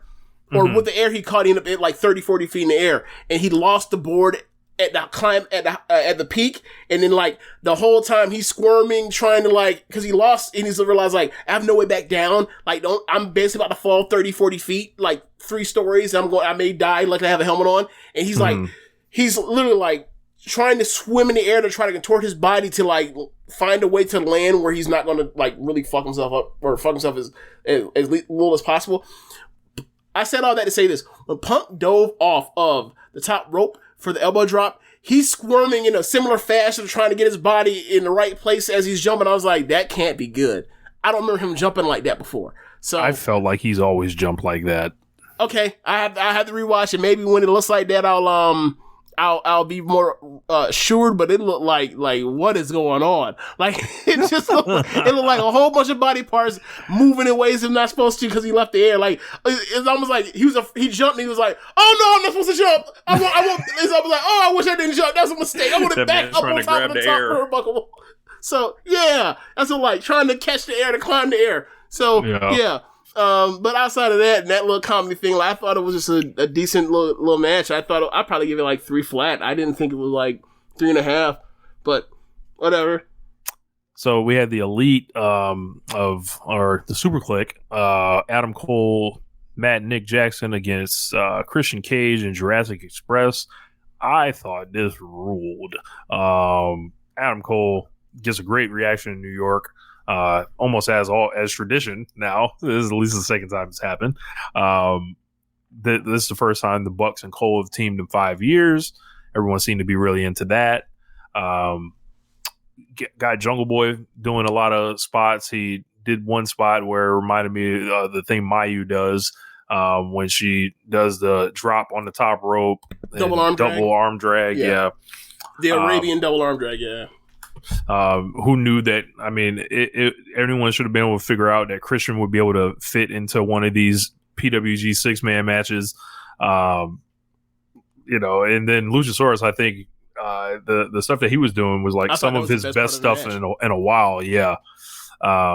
It was funny seeing him and Adam Cole because sometimes you forget how small Adam Cole is, and then I'm just like, all right, whatever. But he doesn't get like the energy he gives off. I'll never forget that man's like 5'8". That's funny. But they got new shirts. I think those are gonna sell pretty well. And this was rule. I would probably give this like 4 stars. Yeah, it's definitely contend for 4. I enjoyed the spot they did where he has one of the 3 in the camel clutch. I think it's Jungle Boy. Jungle Boy. And they go up and down. I'm like, and after they go like twice, I was like, they're about to kiss him on the cheeks, aren't they? And then after like they go a third time, 4th time, they stop and they kiss you. I was like, God damn it, these fucking gimmicks. These like they're such hams, all of them.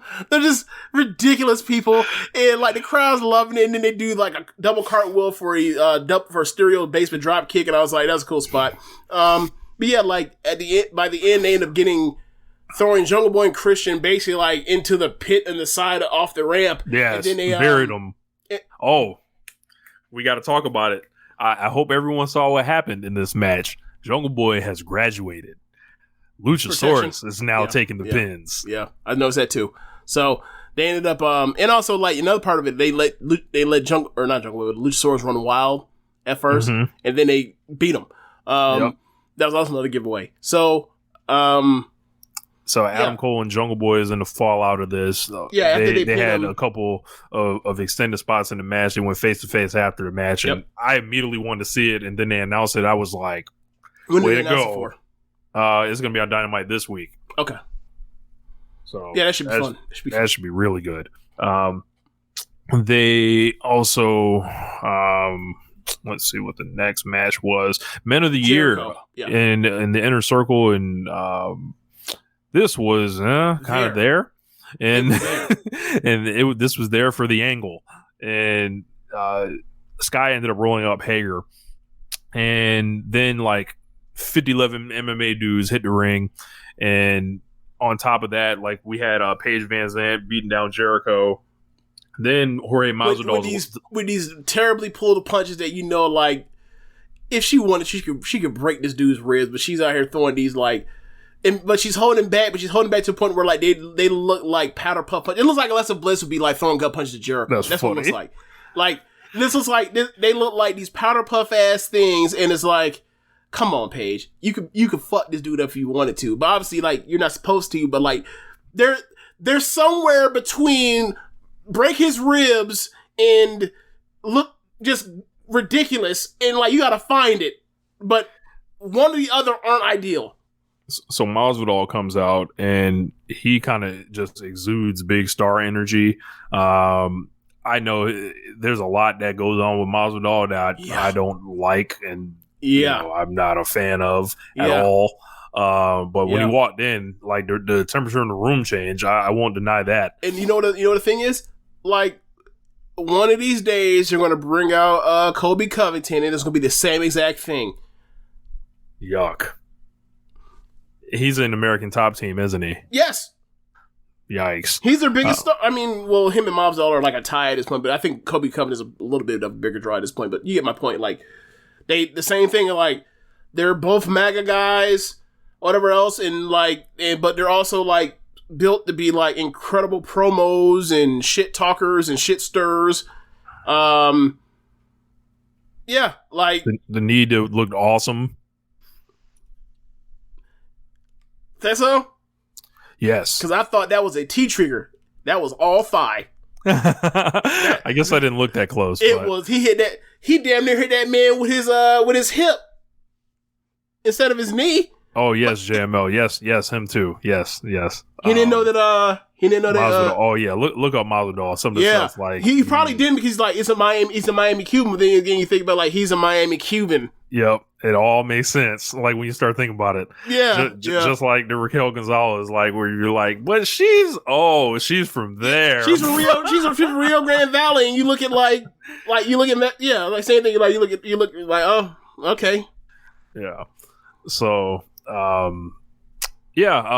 Really great interview they showed on Elevation today. Actually, all of Elevation today was like 3 matches, and then everything from Rampage was a bunch of post-match interviews like that they were putting in the show. Okay. There was an excellent one from Bryan Danielson. There was one from Scorpio Sky and Ethan Page. Best promo of Scorpio Sky's life.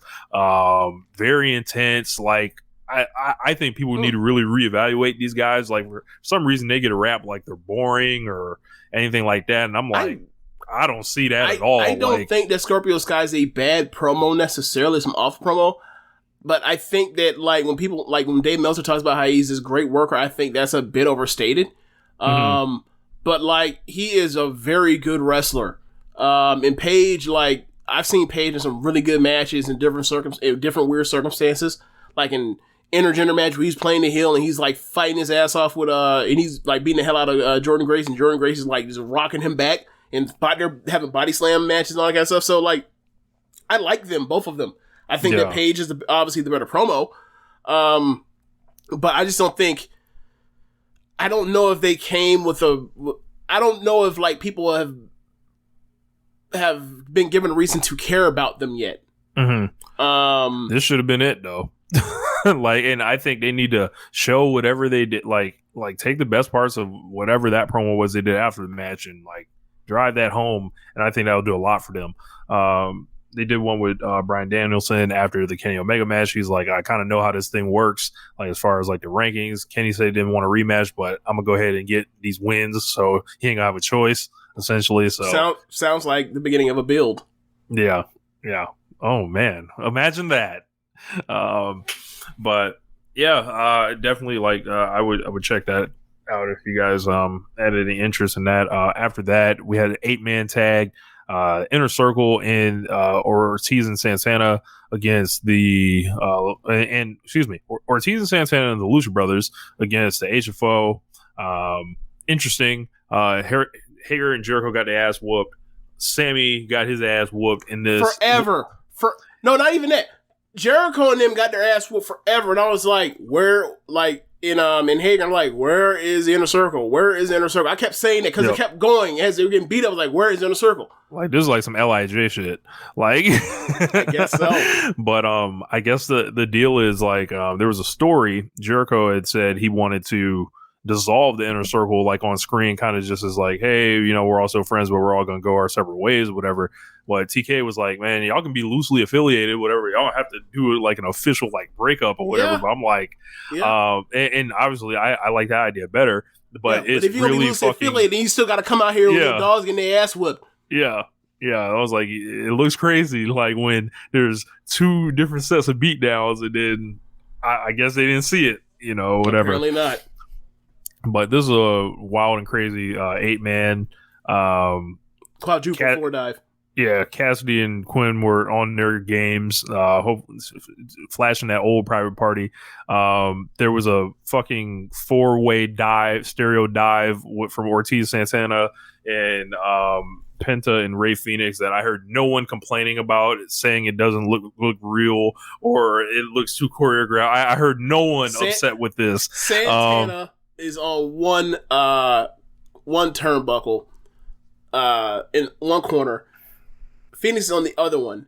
And then Ortiz and Penta hit the opposite ropes, and then as they hit the opposite, come back running.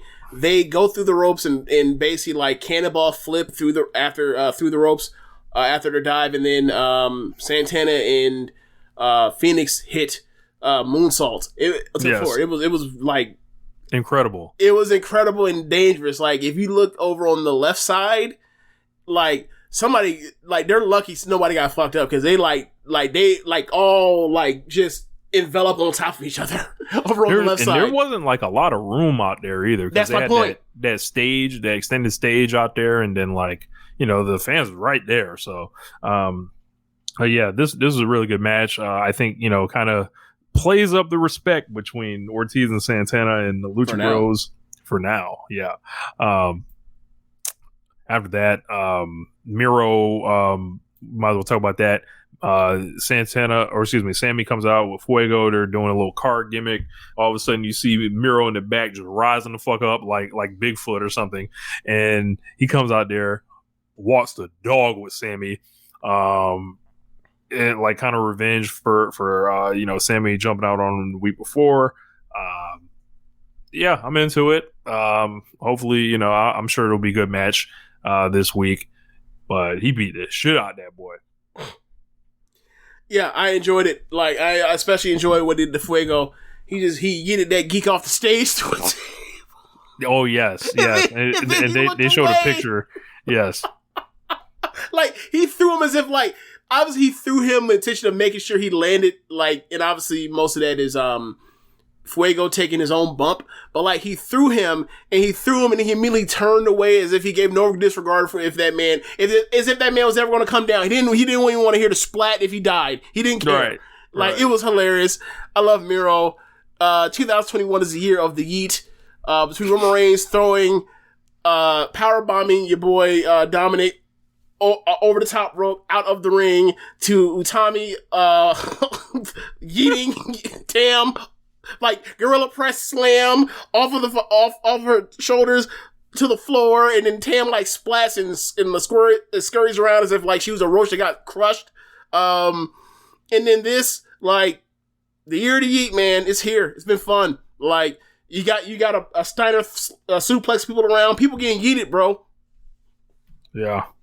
Yeah, people got to get throwed, like UGK once said. Get throwed. But look, man, wrestling's impressive. Like you want to show somebody is strong and explosive and powerful, suplex a motherfucker. It's like it always works, unless you're carrying cross. But yes, that's about it. That's the only little difference. That's about it. Then we had Penelope Ford against Anna Jay. They sure look good in the ring. That's all I can really say about that. The aesthetics look great. Bunny was out there too, adding to the aesthetics. And you know what? I was watching this match because I watched this like a couple hours ago. JML is laughing in the chat right now about aesthetically. So, yes. Look, man, it's funny because I want to say, I was watching this match a couple hours ago and I thought to myself, now, I heard Meltzer talk about the Becky Lynch and Bianca match, said it was a good match and left it at that. And I'm thinking of the match, I'm thinking like, bro, Penelope Ford and her match with Hikaru Shida, Meltzer was trying to say she was the next fucking coming of Becky Lynch or of a horsewoman. The way she was talking about how good she was in the match. I'm like, this fucking match is so much better than that match was, but that match is good. It's like, the bar is on the fucking floor. Like, goddamn, man. Like, if you've been good, and you just have a very good match, oh, whatever. When it's somebody that you just don't have any expectations for, and they just do a little bit higher than expectations, then you gotta go over the moon and act like this is like the greatest thing ever. That's how it goes. Happens to kids in school like that too. They be like, "Oh, you're a real smart kid. What's happening with you lately?" But hold on, you ain't messing with this C motherfucker over here. Yeah, guess so. But yeah, this was a match, and Ty Conti got involved, adding further to the aesthetics. And hey, this for the dads. That's what this was. The dads? Who are the dads? The dads watching the show. The dads watching the show. So we've got a tag team match: Penelope Ford and the Bunny against Anna Jay and Ty Conti. We got a full program out of this. Where is that going to be held at? Next week on Dynamite. I was hoping you were going to say Dark. I was hoping you were going to say Dark. I don't want to watch that shit. Oh, maybe it'd be better because look, I like Ty. I think she probably would be a better tag wrestler than a singles wrestler at this point. Anna, I've only seen her a few times and she just got back, so, whatever. But, like, Penelope and Bunny as a tag team sounds like the drizzling shits. It just do. Now it does. It do. Muzza said we need a 3-way tag with those two teams and add the Mina and Unagi. Bro, you know what's crazy about that? Mina and Unagi are so much better than those four. I never would have said this. I never would have thought I'd be saying that. Like when they came into Stardom in Unagi came in November, but like, bro, we got to do it, James. I gotta pull up the cage match score for him. But yeah, the Mina and the Unagi definitely adding to the aesthetics. Here. Mina is so far ahead of the other 5, it's not even funny. Okay, Penelope Ford, take a wild guess on what her cage match score is. I'm gonna say mid 6s. Correct, 6.51. Okay.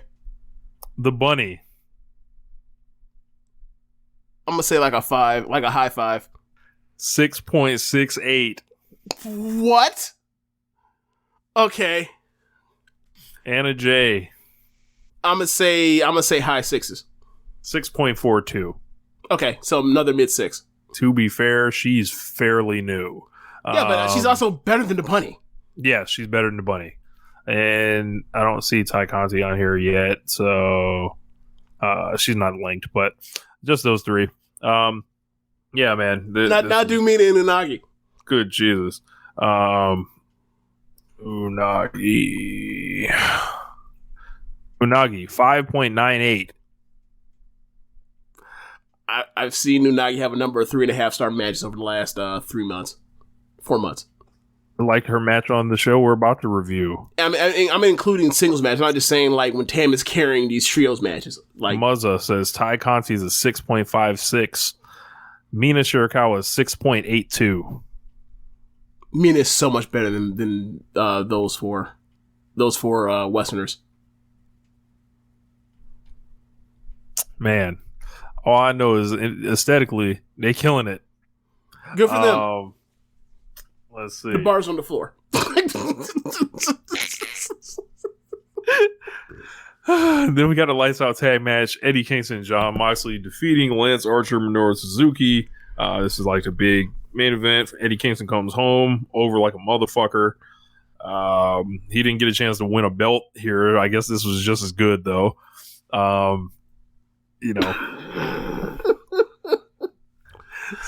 man. This whole match was Suzuki and Moxley are over here, continuing their old, like at this point, old school, old country beef. And then you have Kingston and Archer over on their side, and they're continuing their feud from like when Kingston first came into AEW, and they're wrestling, and then somehow Archer gets the advantage and leaves Kingston laying, and then that just means you have Moxley trying to fend off Archer and Suzuki. And they just say, we're going to murder him. Like, we're going to beat his ass. We're going to duct tape him. Kendo stick him. Whoop him with a chair. Whoop him with a strap. Kendo stick him up. And then, like, hell, even when he was handcuffed, or basically bound with his hands behind his back with the duct tape, they fucking body slammed him on his. I was like, what are y'all doing? He's gonna break his fucking wrist or fingers or separate a shoulder. What the fuck are y'all doing? I was shocked they even did that shit. So they did that, And they just wearing Moxley ass out. They just all setting up like effectively a hot tag where like Kingston's gonna come in and he's gonna clear house, and it didn't really work out exactly like how I thought it was. He didn't come in like a house of fire, but like he came back with chops, and Moxley was able to get free at some point, and he was able to, I forgot how they ended up getting the advantage after that, but like they basically fought back to almost like getting Moxley and Suzuki out the ring. It's Archer and Kingston in the ring, and then Kingston ends up getting the better of Archer, and then pins him. And then as they pin him, like, you're like, okay, so they cut to outside on the floor, and you see Moxley and Suzuki just trading forearms again. It's like, god damn, they may as well brawl to the back. But yeah, Kingston got the big win in the main event, in the main event of the event, and the main event of Rampage in New York. And this match was not as good as I thought it'd be, but it was still a good match. I don't know, it felt a lot like they were just calling shit on the fly. Yeah, it felt like a house show main event. Okay. With like some extra shit. Like with some extra shit. Like, as far as like, slamming the motherfucker while his back is tied up and shit. That shit was like, woof. Moxley's out of his mind. Like, I heard some story about he went to some indie show. He went to Defy. Yeah, like he over went the to Defy, weekend. and they said he like gigged and shit. I'm like, yo, he's this man. This man living all his dreams. Apparently so. But yeah, that'll wrap it up. So I guess, James, there's only one thing left to do. What's that? Hit the music.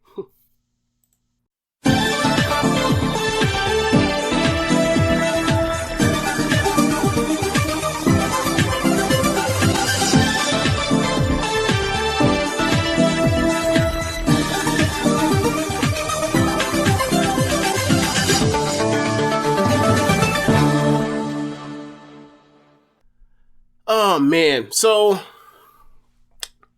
I think this is the second best Stardom show I've ever seen. The final night of the 5-star Grand Prix for this year.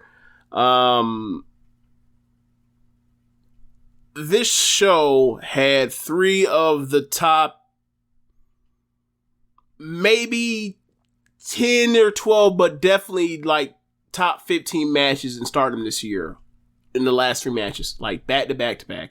And like the most impressive thing about it is that like Syuri is like in one of them, goes to a 20-minute draw, basically like sits and goes out to the back for like 25 minutes and then comes back out and has another fucking banger, another like 4 3/4 star match. It was super fucking impressive, and like, like obviously she did the 43-minute match with Utami, but like, and I think a lot of people do not give or give appreciation to the amount of stamina and when you have to go long in these matches that are like at Stardom's pacing. Like, if you're a pro wrestler and you take care of your body, you can wrestle WWE style and you can go hour. If you wrestle New Japan, I'm pretty sure most of the top guys there can go an hour. Fairly, not no super difficult task. Ric Flair used to go hour all the time, all the damn time.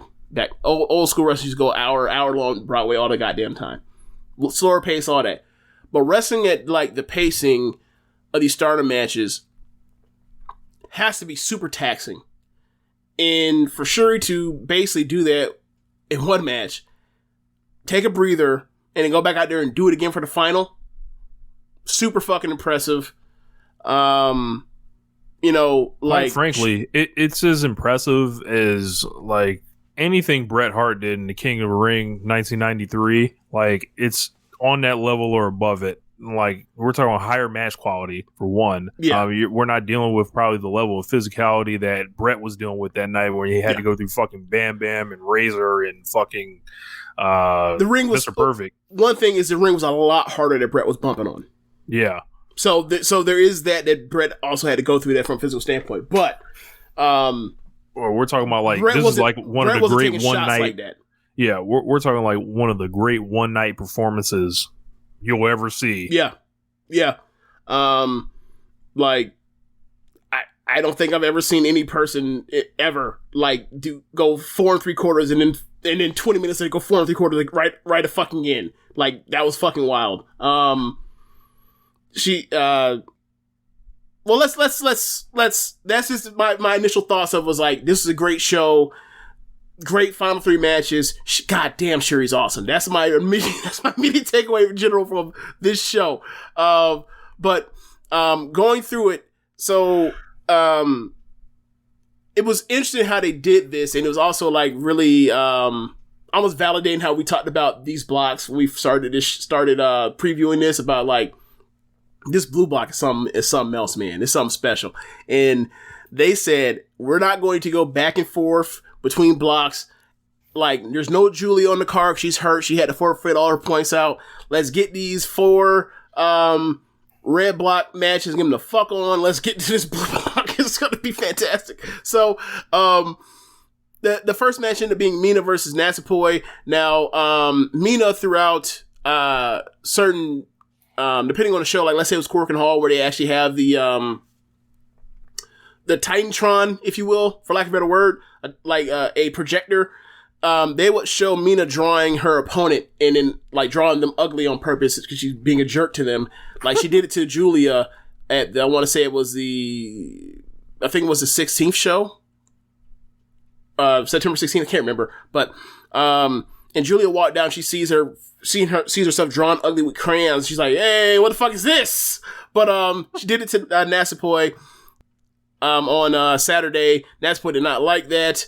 And also, I think it's also a bit of payback towards Mina Natsupoi bullying Mina over the last few months, like making her pose, doing the pose off thing, mocking her pose, like exposing her, like you're just, you were just this vapid nothing except for you and your large chest. So there's also videos like the JML shared with me, like I guess Donna Del Mondo and freaking Cosmic Angels were at a Twitter war, and there were videos like where Natsupoi was doing the pose in like a shower looking place or whatever. Mm-hmm. It was fucking hilarious. Like yeah, like that's what I'm talking about as far as that video is what I'm talking about as far as like just bullying over the last few months. So and that goes in line with like after that Tam white belt match with Natsupoi where Tam won, like Natsupoi then went after got Micah and Himeka and like went after the trios titles from Cosmic Angels, and like they beat them in a non-title match to get a title shot. They went to a 30-minute draw, and now they're getting a rematch on Sunday, this coming Sunday. So like it's been brewing for a while now. Just that Natsupoi and Himeka were hurt, so like now they're back. So they have their match, and it starts off with a comedy of them like mock each other with the taunts and everything. And at one point they both like start rope running, and they both go to do the pose at the same time. And then they end up outside the ring, and they start fighting on the ring. And then one of them hits the other with a freaking body slam on the ramp. And then they brawl back towards the ring as a count has been going on. And then at the end, I want to say Natsupoi tried to get in. Mina grabbed her, DDT'd her on the floor, and then got in and beat by 19 and won on count out. Right. I didn't expect that. I was like, huh. But it wasn't like done badly or anything. No, it wasn't. It was just a surprise that it happened in the first match. Or anything, yeah. So, I'll give them a pass. They probably had to make the points work somehow, so. They were all eliminated. They just did do it. Like, the real thing is this. Here's the real thing. Mina should not be beating Natsupoi. So, but Mina was doing English commentary. Like, once she got done with this match, she was going to, get dressed and then go out to go with Stuart Fulton and do English commentary. So it was like, okay, just, I don't know if it's exactly the best thing or just to beat her just to beat her and then send her off the commentary. Like, that kind of stinks. So yeah, it threw her a bone, and it didn't matter towards the points, whatever else. Like, and that's why she had 9 points. If she had got to 11, she wouldn't have advanced. because Momo had 12, so it didn't matter. So the next match after that, they end up going to Def Yamasan versus Saki. Yes. Oh man. Here we go. So this is your time. I don't know why you enjoy her so much, but this is your time. The Def Yamasan or the Fokiken Def slot of One Nation Radio for when Rich talks about this demon clown wrestling. Yes. So Def, I was wondering if Def could make Saki watchable / interesting. She did fine enough. I got some enjoyment out of Def smoking that pack. There's a photo I tweeted out, and it was the Saki pack. She beat her, and not really much to add there, but it was quick. It was a minute 52, but I'm always here for Def. Yeah, like they did smoking jokes, and then by the end, Def ended up winning with her old Connor roll that she always beats people with. And then at the end, like her and Saki, like they take a squat in the middle of the ring, and they start smoking. They both start smoking together, and then they walk out arms over each other's shoulders. And he's like, whatever, we didn't really care about this fucking match. Look, Saki didn't know, she was smoking a pack of herself. Look, when you don't care, I guess it's easy to do that to yourself. So then we get to the actual who advances portion of the show for the red block. You end up getting Momo, who's the leader with 12 points. Momo has the only two other people that are eligible to advance at this point would be Hagmeka and Starlight Kid, who she lost to both of them, so she loses any tiebreak situation.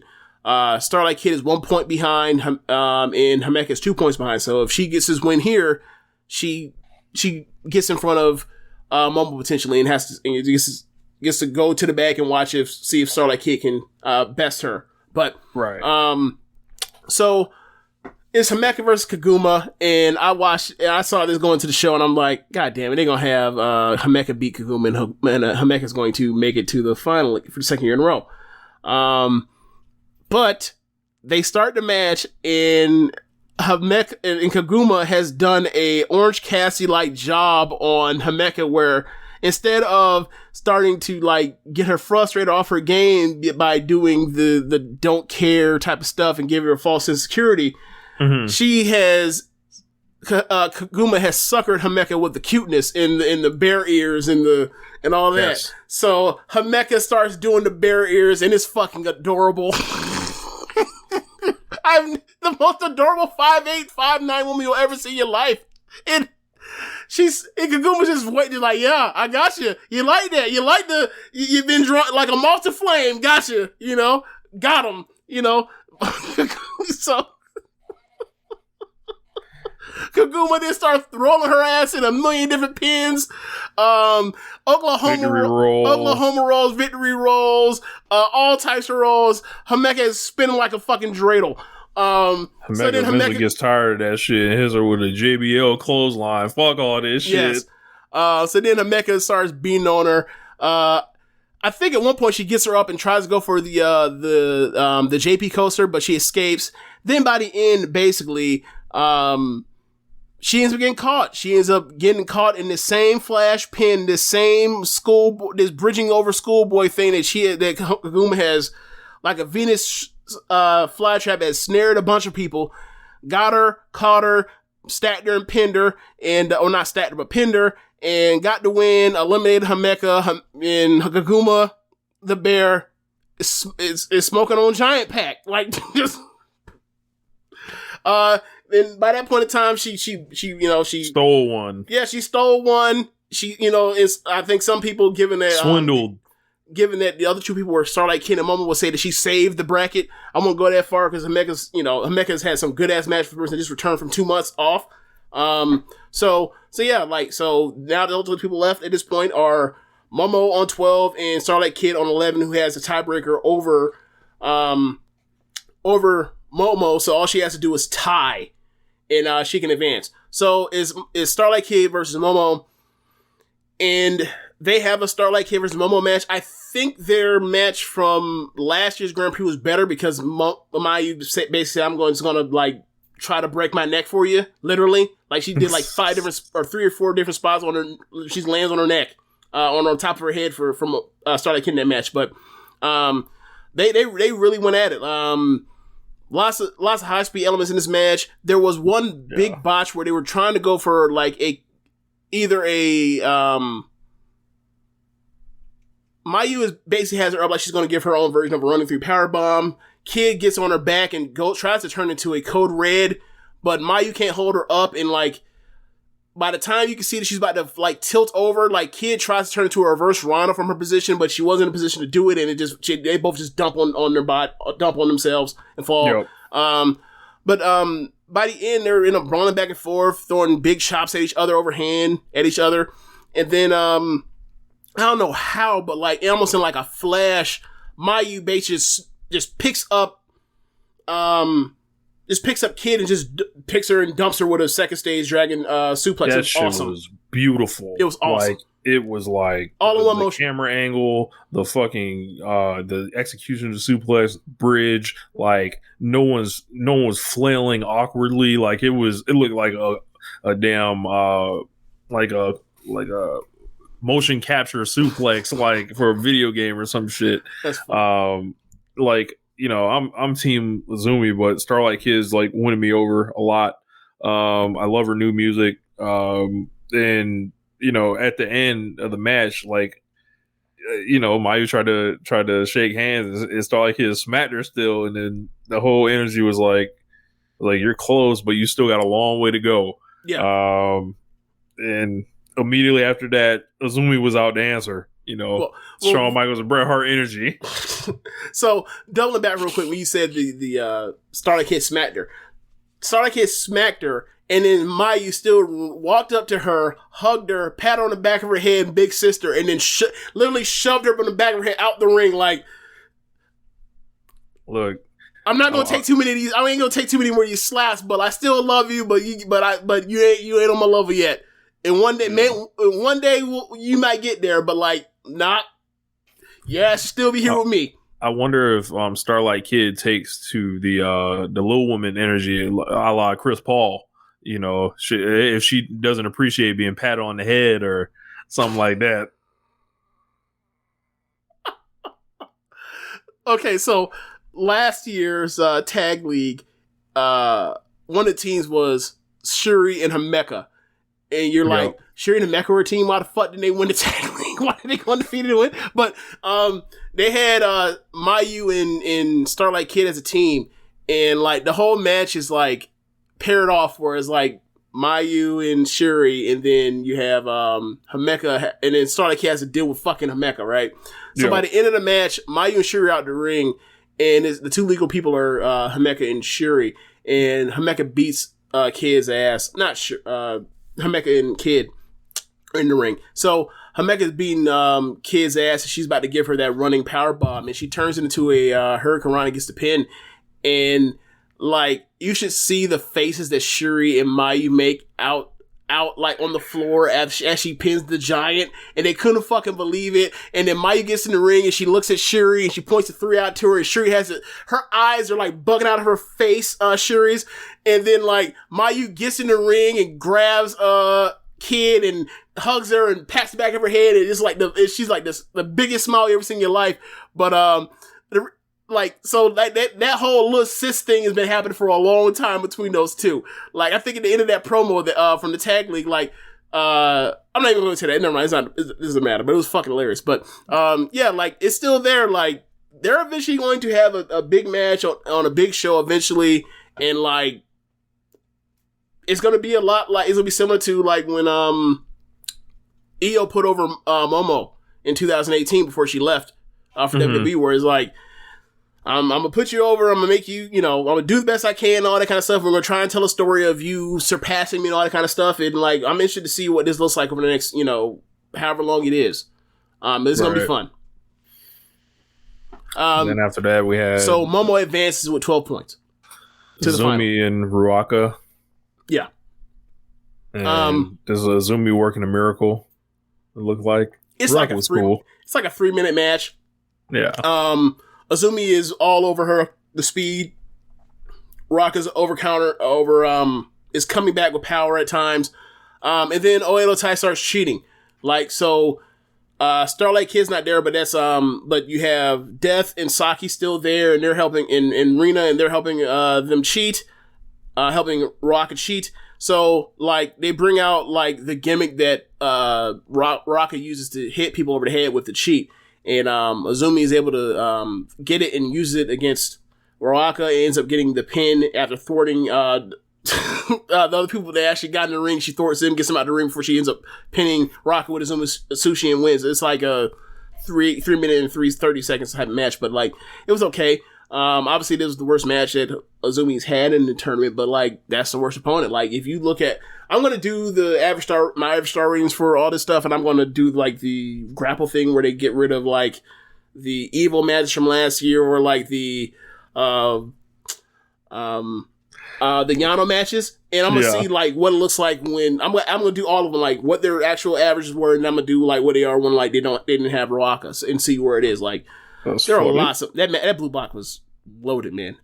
So second match, you end up getting I believe it was Kamatani and Unagi. Kamatani Unagi, or wait, let's make sure. Yeah, Kamatani Unagi. This is a weird match. They make sense from an aesthetic standpoint. Like, they have similar builds. Their games are totally different.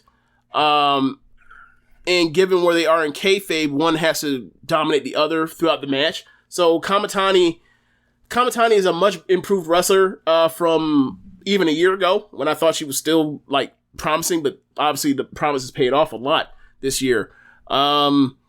But I still have a hard time watching her lead in a match and be on top of somebody. Like, it doesn't seem like it's a natural fit for her, at least not yet. But she always works as an underdog so much in her matches. So, like, it's kind of an odd thing to see her, like, be the person she's in the ring with. Like, she has to dominate to make the match work. But, it was still okay. I feel like she did a smart thing by not doing any of the advanced flying stuff that she wants to do with Unagi, because that could have been bad. Like, I don't want to see Unagi trying to take Rana's. Nah. I liked her kind of catching her out of nowhere with a couple of those Rana roll-ups, though. And Kamatani's grown on me a lot. Like, I'm digging what she got going on. And I think, like, you know, every time I hear it, Unagi's like not this higher ranked wrestler or anything like that, but I'm always, like, impressed with how she fights in the match. Yeah, she has heart. She definitely has heart. Yeah.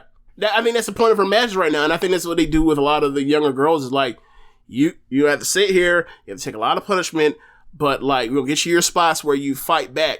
I think the thing for me that was tough for me at the beginning was, like, I watch her comeback stuff, like when she does, like, the running face buster thing. Mm-hmm. It seems kind of soft for Stardom, but whatever. Like, it's grown over time. She's done it so much that it's grown on me. I think she uses it better now. But in general, this match was about as good as I thought it'd be. It's a good match. It's over 3 stars. It's 3 stars at worst. But, like, I did like that, or I wasn't a fan of Kamatani getting just dropped with the move with Unagi's move. I would have liked if she had broke out some new flash roll up or something. Mm-hmm. But, you know, maybe I'm being too picky. Like, if Tam get dropped by, maybe Kamatani should be able to, I guess. But I don't know. I would have liked to have shot Kamatani some build right there. But whatever. Yeah, but Kamatani, she ends up, she was on 11. She ended up losing to Unagi, so she's eliminated. Syuri has 11. She's in front of everybody. So next match is Micah versus Konami. By that point, I was like, okay, so they got rid of Himeka with Kaguma. They got rid of Kamatani with Unagi. Konami don't stand a chance. like Konami don't stand a chance.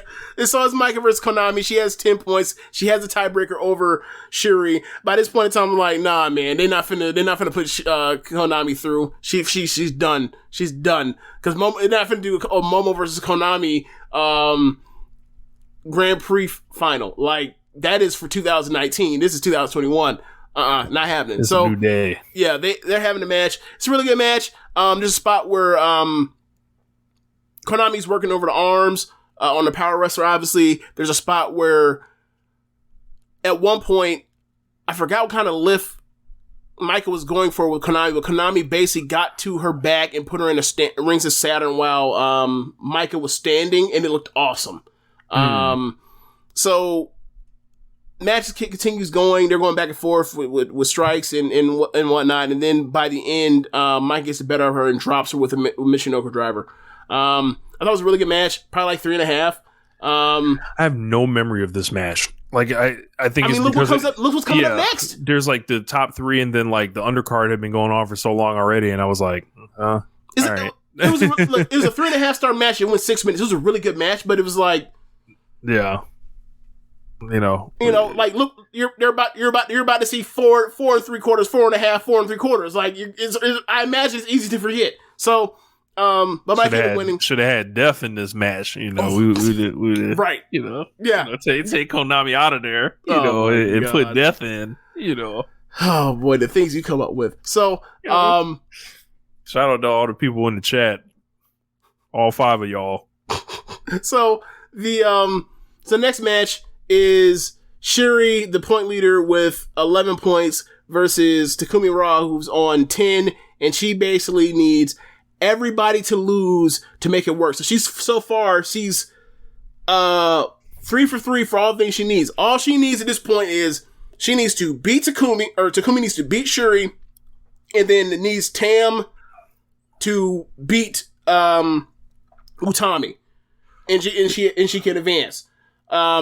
Now, I have been told, like, I've never known this before, because they don't really go this deep into they don't go into, like, the 8th tiebreaker, like they do in New Japan for the G1. Like, so I've never seen, like, what happens if people are tied that go to and have the same amount of points.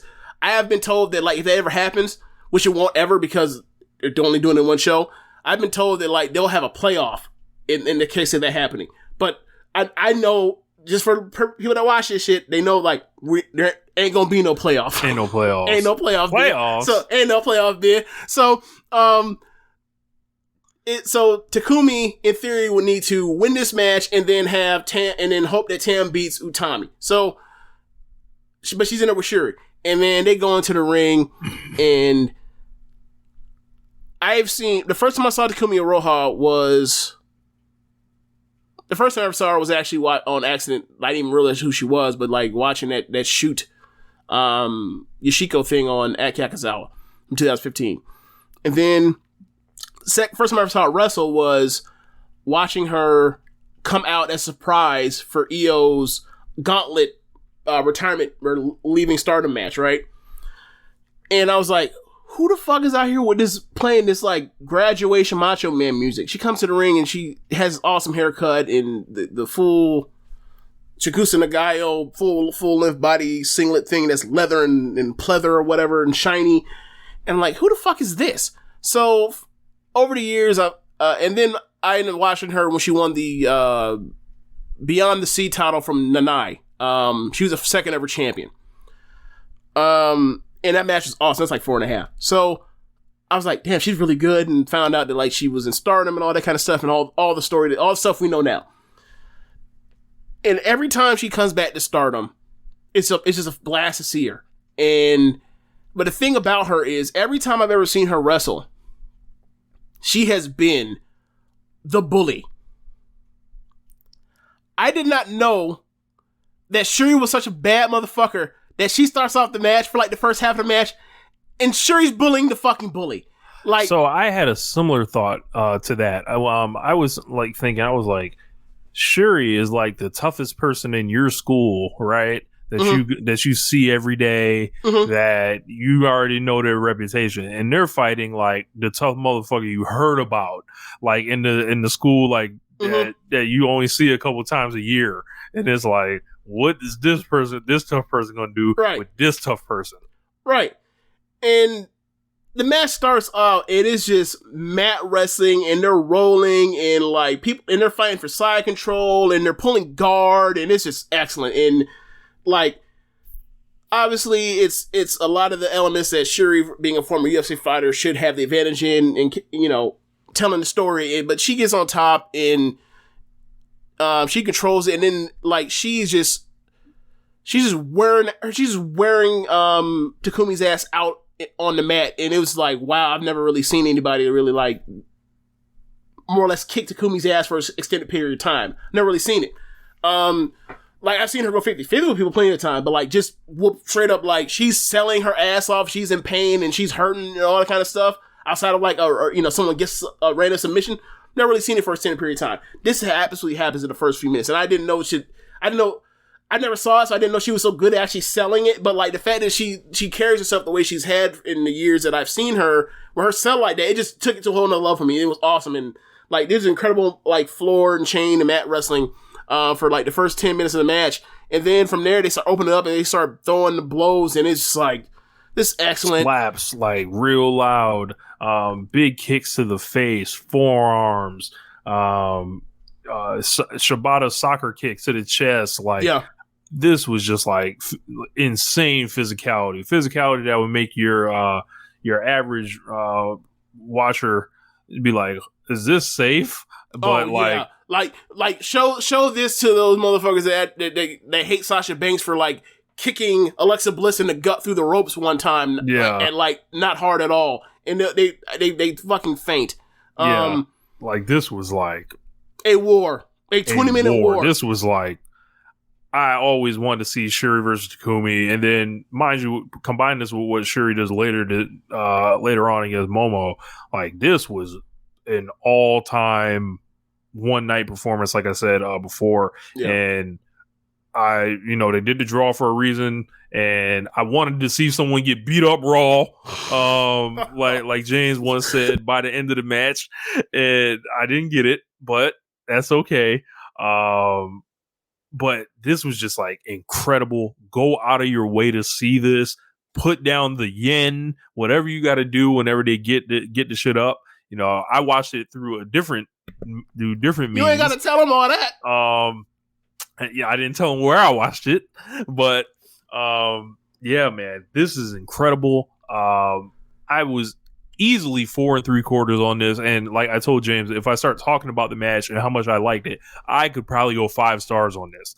Like, it was like people are rating on a cage match if it's a 5-star match. I wouldn't go that far. It's only 20 minutes, but you know, I'm just kind of like, I'm not.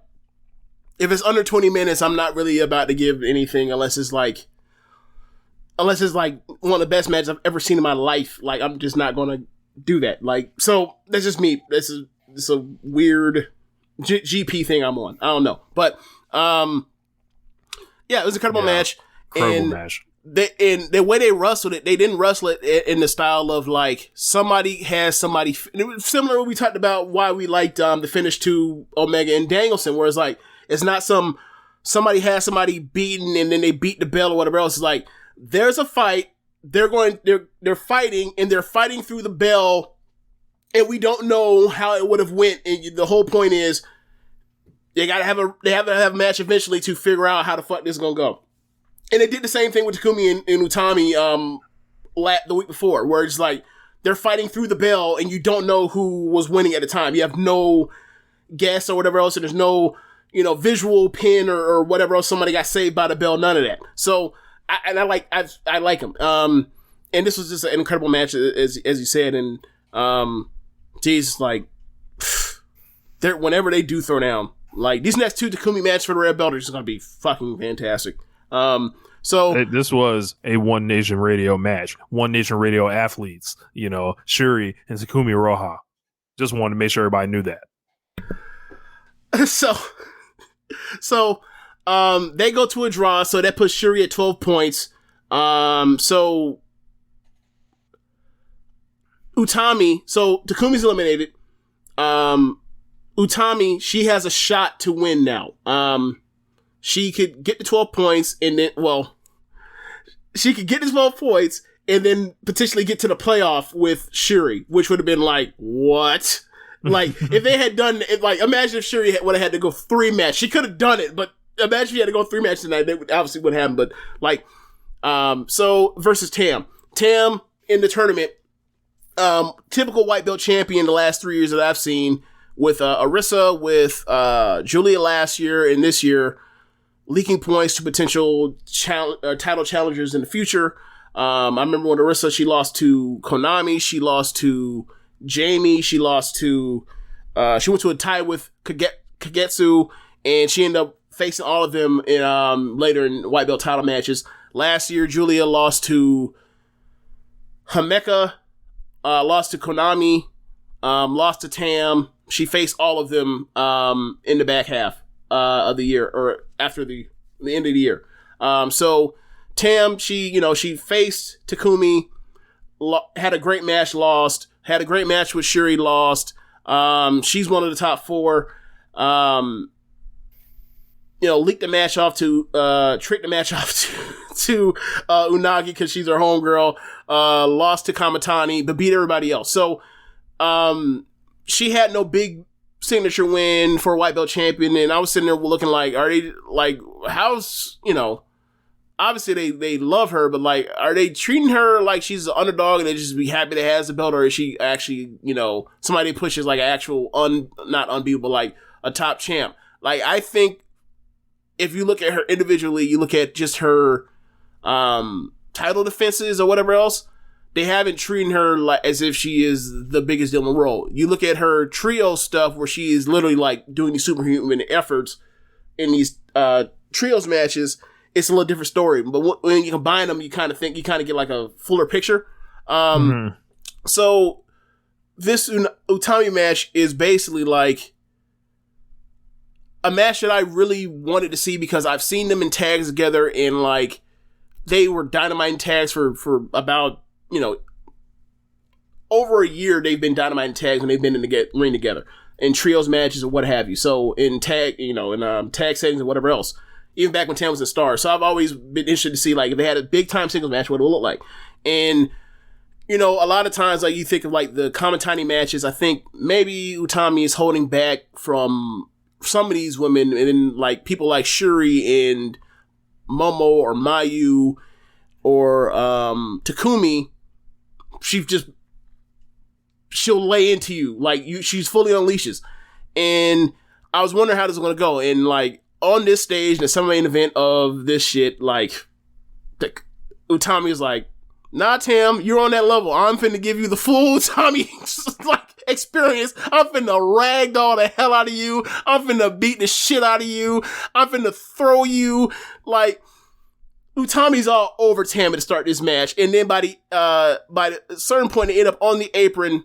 They end up on the apron, and Tam is up top. And she's about to try to, because she's been getting beat on so bad. She's desperate. She's trying to get a dragon sleeper, a hanging dragon sleeper off the top turnbuckle, sitting on the top turnbuckle on Utami. Utami ain't having none of that. She puts her on her shoulders, and then she's facing the floor. She throws this woman off her shoulders from the top of the apron, and and basically hurls her like 5, 6, 7 feet from the ring. And Tam goes splat, and then right on her knees and her arms and her chest, and then she started rolling around almost like a roach that just got you saw a roach and you stomped on it, and the legs just keep like shaking and scrambling, and I was like, oh my god. So for the folks in the Twitch chat, I just played that Fat Man Scoop, Timbaland, now drop real quick. So Utami goes to get her. And Tam, resourceful, like, finds an escape. I think Utami's going for a suplex. Tam escapes, and then she ends up hitting a bicycle knee, and then them back in the ring.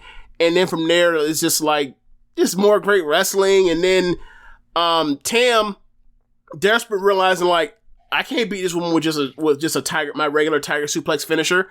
I can't beat her with my bicycle knee. I can't beat her with any of my normal stuff. I gotta go to the fucking big face Joker. I gotta go and hit her with this fucking violet screwdriver, this Steiner screwdriver. And she goes for it one time. Utami is like, oh, no, you ain't hitting me with that. You out your fucking mind. Gets out of it, drops her.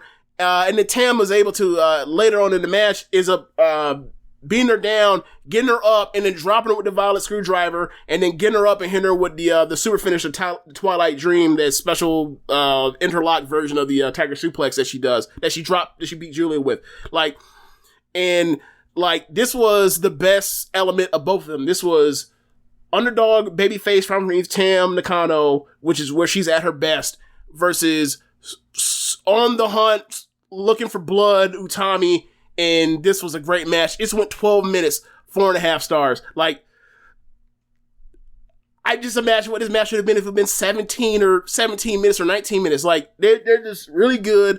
I hope they have another match again, somewhere down the line in some type of title segment between one of them. But Tam beat a red belt champion, something that clean. I don't think she's ever done that before. This kind of puts her at a point to where it's all right, depending on if and when this white belt thing ends, you should be she could be groomed for, not necessarily groomed to be a red belt champion. I don't necessarily say that, but she should be somebody that will then now, after all these years, after chasing after the white belt, after in the afterlife, she should start looking at setting her goals on the red belt after this is done. So I thought that was really cool. Yeah, this is I think sometimes within wrestling, when you see champions face off, right, you naturally kind of want to see the quote unquote lower ranked champion rise up, right? Mm-hmm. And she did that here, and when she did that, the Violet, what was that called? Steiner Screwdriver. She takes out Steiner as Violet. Yeah, Violet Screwdriver. Saw that shit, I knew it was a wrap. Yeah. So, yeah, in Takumi's not Takumi, Utami has run over everyone for a year almost. And she's setting up a couple matches here that, like you said, if the white belt thing ends, she's going to, I think, fall naturally into whether it's facing Utami or whoever. She'll just move over divisions, and then the white belt will be taken over by your Saya Kamatanis and Starlight Kid, Nasty Boy, yeah. I mean, but potentially Unagi and Mina, depending on the rate of progression, keeps tracking how it's been going this year. Then maybe in a year from now, maybe they could start getting themselves into that white belt picture. So that happens, and that means that you're getting Syuri and you're getting Momo for the final. Yes. I finally got what I wanted. I want you to talk about that. Speak about that, Rich. Finally got what I wanted, and I didn't even realize it until they came out, and I was like, this is the Syuri Momo match. And then it put those draws earlier in the year that they did, and the cancellations and all that shit. I was let's fucking go. Yeah. Last year's Grand Prix, the weekend that she was supposed to face Momo, Syuri's mother died. So she ended up missing that show, and then she wrestled the next night, the next day against Azumi, and she dropped. She lost to Azumi. So then in January, early January, they had a match that went to a time limit draw, and then they had an SWA belt match at the end of January. I want to say it was the same weekend as the Mayu and Tam match that went to a draw, and they had a really good match. But it has it's a 4 flat star match, but you felt there was a way better match in those two, given the stuff you've seen from them over all the 2020. So this is the match. Yep. This is the match that we've been waiting for. So before fucking ruled. So before the entrance happened, they did this really cool thing with Yuzupon, with Yuzuki Akawa.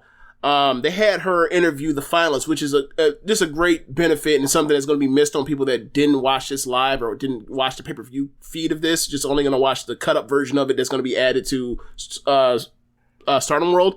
Yuzuki goes back there, and she talks to Momo and asks her about her, what is your mindset, or what are you thinking about going into the final, and talk to her. So then they go to another break. They cut to some advertising, and then they come back, and then they have Yuzuki then go to Syuri. They go to Syuri in the back, and Syuri is like, basically like laid out, but on like this, like basically like in a concrete tunnel, an arena tunnel. She's basically like laid out with one of those bags on her head and her neck, and then Julia's with her, and Julia's holding the other one to her neck, and she just looks fucking done. She looks like she's just exhausted and hurt. And she cuts his promo, and she says, like, more or less, it's translated from Stuart Fulton, says, like, I had a match, it was grueling or whatever else, but I'm going to see it through. Got to see it through, my boy.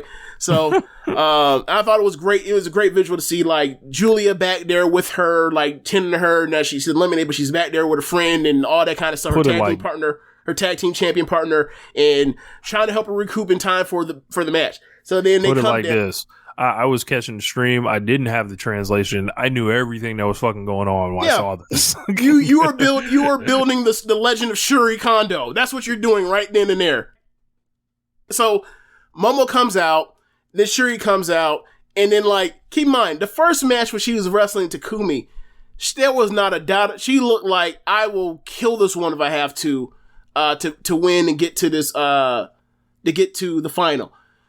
She comes out and she has this look on her face, like, just vulnerability and doubt, and I don't know if I can do this. And it was just like, oh my God, like, this woman is the fucking best. Like, she's just the best. So she's coming down to the ring, and you can see it on her face, like, just the doubt of, I don't know if I'm going to be able to beat her after I just went through what I went through and how I'm feeling. Like, I just don't know. I don't know. Like, the odds are against me, but I'm finna fight. And goddamn it, she did. Her and Momo, they had a hell of a match. Like, she had another 4 3/4 star match. Like, after just wrestling another one 20 minutes before. Yeah. There's been so much wrestling I've watched since, but I can't give it a breakdown. You watched it recently. Can you give me a breakdown of a little bit of breakdown of some of the stuff that happened? But I don't really have much for you moves wise. I can just tell you about, like, the atmosphere around it. It was like Momo was like, it was like she started with more bullets in the gun, but, like, as the time went on, it, like, evened out. Like, even though Syuri took this ass whooping earlier in the night, she was running on overdrive, where it was like, I'm here now. Like there ain't no, like, breaks to take. Like, there's, like, it's me and you, and I want that fucking trophy. And they kicked the shit out of each other and used lots of, like, submissions, and it was just like, it was great. There was a good one where Momo was like, I'm ending this. Like, it was a near fall, and she immediately slapped on that cross chicken wing and, like, wrapped the legs, and it like, oh my God, this is done. Like, it was a great, near fall or, tease of a finish. But, by the end, like, Syuri, man, she just kept fighting. There were buzzsaw kicks and all that kind of stuff. And just by the end, like, got Momo up with the Emerald Flosion, didn't drop on her neck like she dropped Kamatani or Micah in nights 1 and 2, but flipped her over, dropped her, and got the pin, and, like, Syuri is the fucking best. She's the fucking best. Yeah. So tell who you want, who you need to. Like, this is a top 3 wrestler. Like, of 2021, definitely. Yes, and, like, Observer this year, like, she's, like, the one. Like, yeah. Like, she runs Joshi to me. Like, she's the best woman wrestler in the world. Like, it's not close. Like, I was saving this for after, like, the trophy presentation, all that kind of stuff, but, like, she's the best Joshi. She's the best women's wrestler in the world. Like, we were watching a Hall of Fame level talent right here. Like, and I'm not talking about no fake Hall of Fame that actually doesn't exist. Like, I'm talking about, like, Hall of Fame caliber wrestler, someone that you're going to be telling people about 20 years ago when you got to watch Syuri. Like, when you got to see her in 2021, like how we pull up Aja Kong and Manami Toyota from 1995. Like, this is what we're seeing month after month after month. This is a special performer who you don't even have to speak the language. It transcends language. Like, if you know the language of pro wrestling, like, Syuri is speaking to you loud and clear. She's undoubtedly like has become like my favorite like woman wrestler in the world, let alone one of my favorite wrestlers, period. Like, I don't see anybody touching her in that country. So for me, the thing that makes it so visceral for her is like she's not like Mayu, where it's like Mayu knows all the fucking indie tricks in the world to get a match to pop, right? Like a million super kicks or whatever else, and then get behind you and then do neck bumps like crazy, do head trauma like crazy, do reverse ranas, do crucifix bombs. Syuri doesn't do that. Syuri is almost like a cross between like Minoru Suzuki and Shibata, just thrown into Joshi. And granted, there have been plenty of, shoot fighters in Joshi before, right? But the way that she combines like elements of what we watched when we first saw Asuka with like also throwing in like her CMLL run with like doing like head scissors at time, head scissors and cazadoras at times, or cazadoras at times. Like, she just like, over time, she went from coming in to Stardom and she was just a absolute killer. Just kicks and knees and 6-point striker when, as they were trying to put over Aleister Black in WWE at first, right? 6-point or 8-point striker. Just fists, elbows, knees, and feet. And like, she has all of that, but like, you throw in like the mat wrestling that's so superb. You throw in the way she can sell, the way you throw in like her ranges with comedic timing. You throw in her charisma, her fire, her spirit.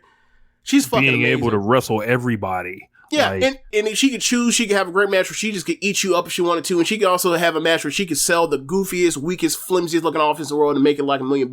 And she doesn't really care one way or the other. Whatever you want to do, she can do it. Like, the bag is fucking gigantic, and it is very impressive to watch her on a weekend to weekend basis.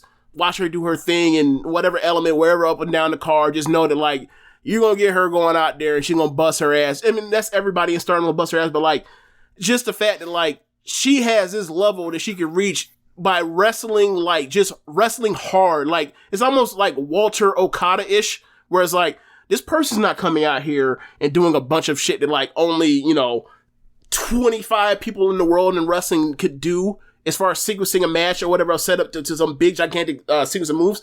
She's doing quote unquote basic combat fighting wrestling. Yeah.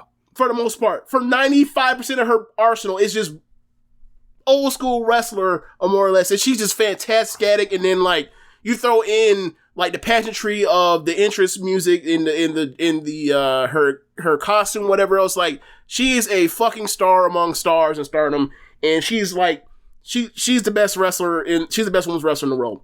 She just is. By the end of this, she wins, and like everybody from Donna Del Mondo like going to the ring and fucking swarm her with this big gigantic hug, and like by that point in time, I was like, this is great. And then they give her the trophy. It's a brand new trophy. It is not the previous trophy that we used to put like tags of the former winners on it. It is now engraved all the previous 9 winners. You can see Yuzuki Akawa, Nanai, Takahashi, Io Shirai, Kairi Sane, Yoko Bito, Toni Storm, Mayu Iwatani, Hana Kimura, and Utami Hayashishita. And you see it all in there, you're just like, her name's gonna be on this thing, and like you see her with the crown that they give her in the cape, and like she then like cuts a promo and she has tears in her eyes, and you see like all that doubt that she had again, like she made it through and she's super happy that she made it through, and then like you see her stand up and you see her like her voice start trembling, and then you see her like hold the trophy up to the sky, clearly talking about her mom, and you're just like, God damn, why you had to make me fucking cry? So it was awesome. Like all this Syuri shit getting put in a clip tomorrow. Like, sure, Syuri is the best women's wrestler in the world. She is. Yeah. So then by that time that shit happens, it made me think like, before I was doing this, I think I talked to you about this before. Like, she has over a 4-star average in this tournament, and then like she adds on these 2 fucking classics, and it's like she's even way over there. Like she's like, if she was in the G1, like she'd be an average star rating, like in the top. She would finish in the top 3 or 5. Mm-hmm. So, for me, I'm thinking of that before I even go into this, and then I got these 2 matches, right? The 2 best matches of the tournament, in my opinion. And like she goes up and she's holding up a trophy and all that kind of stuff, and it was just these great pictures and everything, and everybody's so happy for her. It was a great night, and like it made me think of like when talking about that G1 thing, I just thought of it made me think of like before last year, like from 2015, 2019, you would watch someone win the G1 and you would think like, this person is a fucking legend. This person fucking legend, right? And bro, I remember calling you the day of the 2016 G1. I watched that shit live in the morning when Kenny won that shit. I was like, yo, this nigga's the nigga. Like it was like the same feeling I kind of had around Syuri. Like it was just like, yeah, man. And that's like, what I'm getting at. Like I watched this, and like I've watched this is my 3rd Grand Prix. When Hannah won, I didn't feel that. I didn't even feel like she was one of the 5 best wrestlers in the company. She wasn't, because she was that wasn't what she was there for, to be a super work wrestler. Utami won. Like when Utami won and then won the red belt, like if you go back and listen to our audio, like you hear me basically say like, I quite honestly thought Syuri should have been the one that should have been the red belt champion before Utami. I said you could hear me in the audio say that, like from after November 15th main pay-per-view where Mayu dropped the belt over to Utami. I was like, I don't know, it seems like they could have went with Utami or went with Syuri and put her on the back burner and to build her to this. But like, Utami's been fucking great as champion. But that's not the point. Like, we're getting what I thought we were going to get, what we probably quote unquote should have gotten last year. And like, when we get it, it's going to be fucking fantastic, because like, you look at this run, there is nobody more deserving in Stardom. I don't know who else they could have possibly gotten out of anywhere in Joshi or the women's wrestling world to put in this. Like, you could have put Asuka in here. You could put either Asuka in here. You could have put Risa Nakajima in here, Nanai, Tsukashi Fujimoto,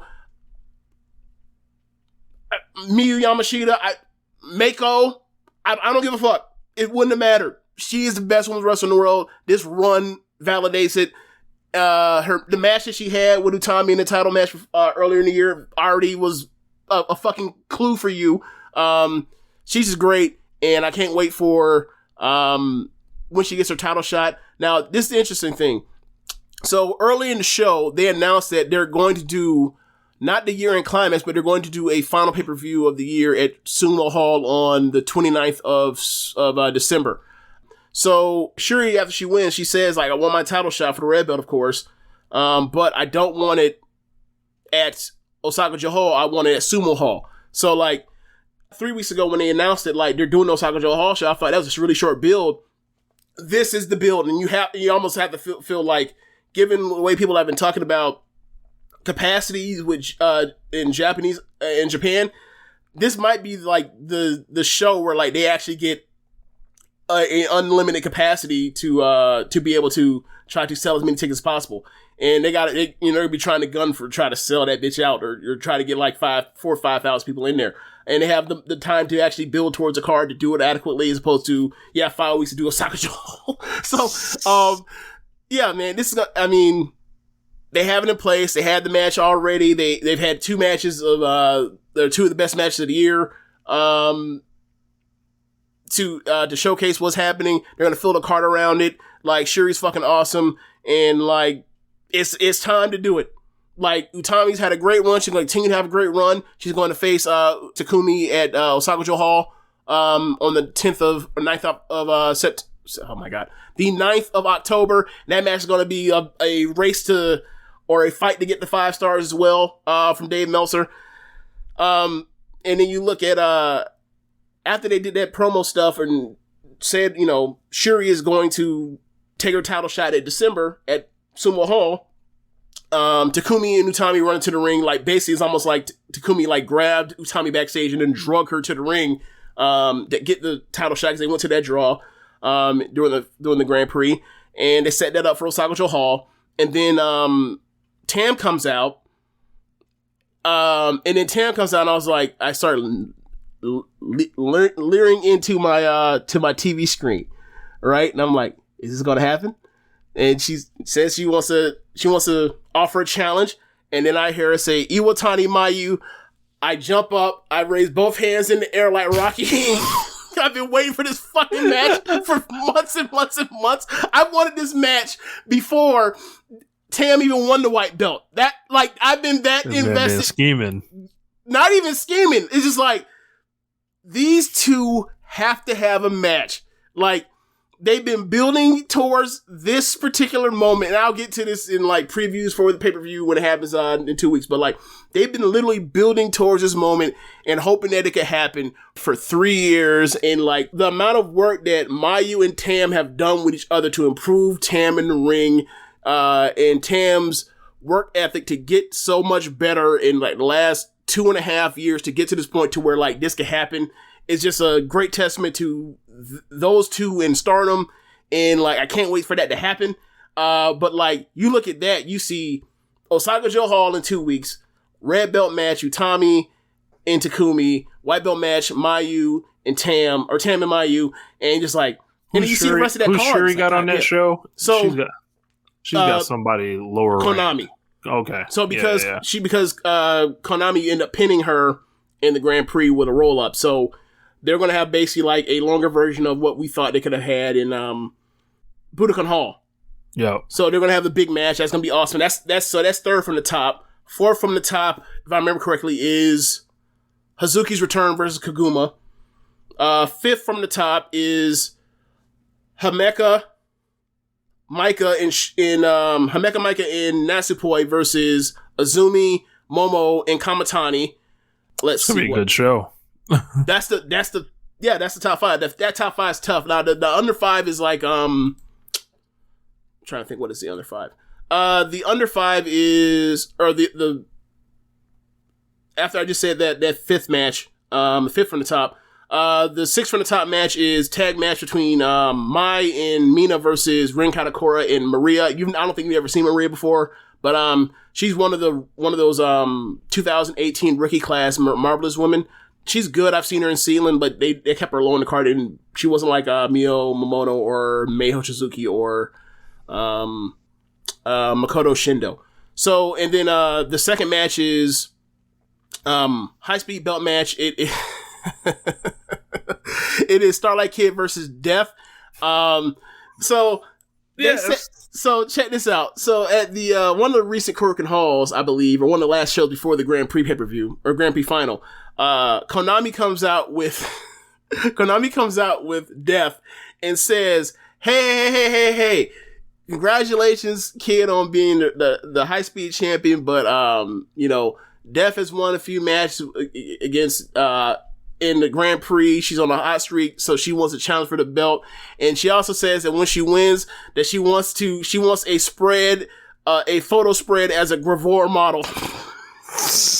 Bro, when she said this, Starlight Kid had to turn the fucking way, had to turn 180 backwards to cover her face from laughing so hard. Like, she corpse. Like, they should have sent the man for her. It was fucking hilarious. So they have that match, and the opener is Unagi versus Roaka for the Futures title. So, like, in the first three matches, you're going to probably see two really good matches. The first four matches, first three matches, you'll probably see two really good matches. And then, like, you can honestly, like, the last five matches all could be great. All could be great. And then, like, last two matches could be two match of the year contenders. So, I am with it. Super happy. The Budokan Hall show they did in March, this could be a better card. And that was one of the I still think that's the best show I've seen from a bell-to-bell standpoint this year. So, and this could top it.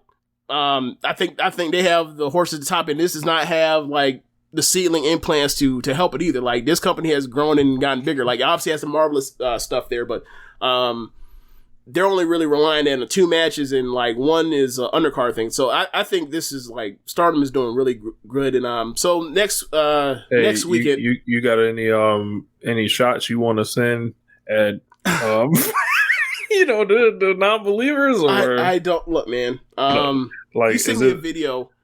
You sent me a video, and I look. If you don't like Stardom, you ain't gotta like Stardom. That's fine.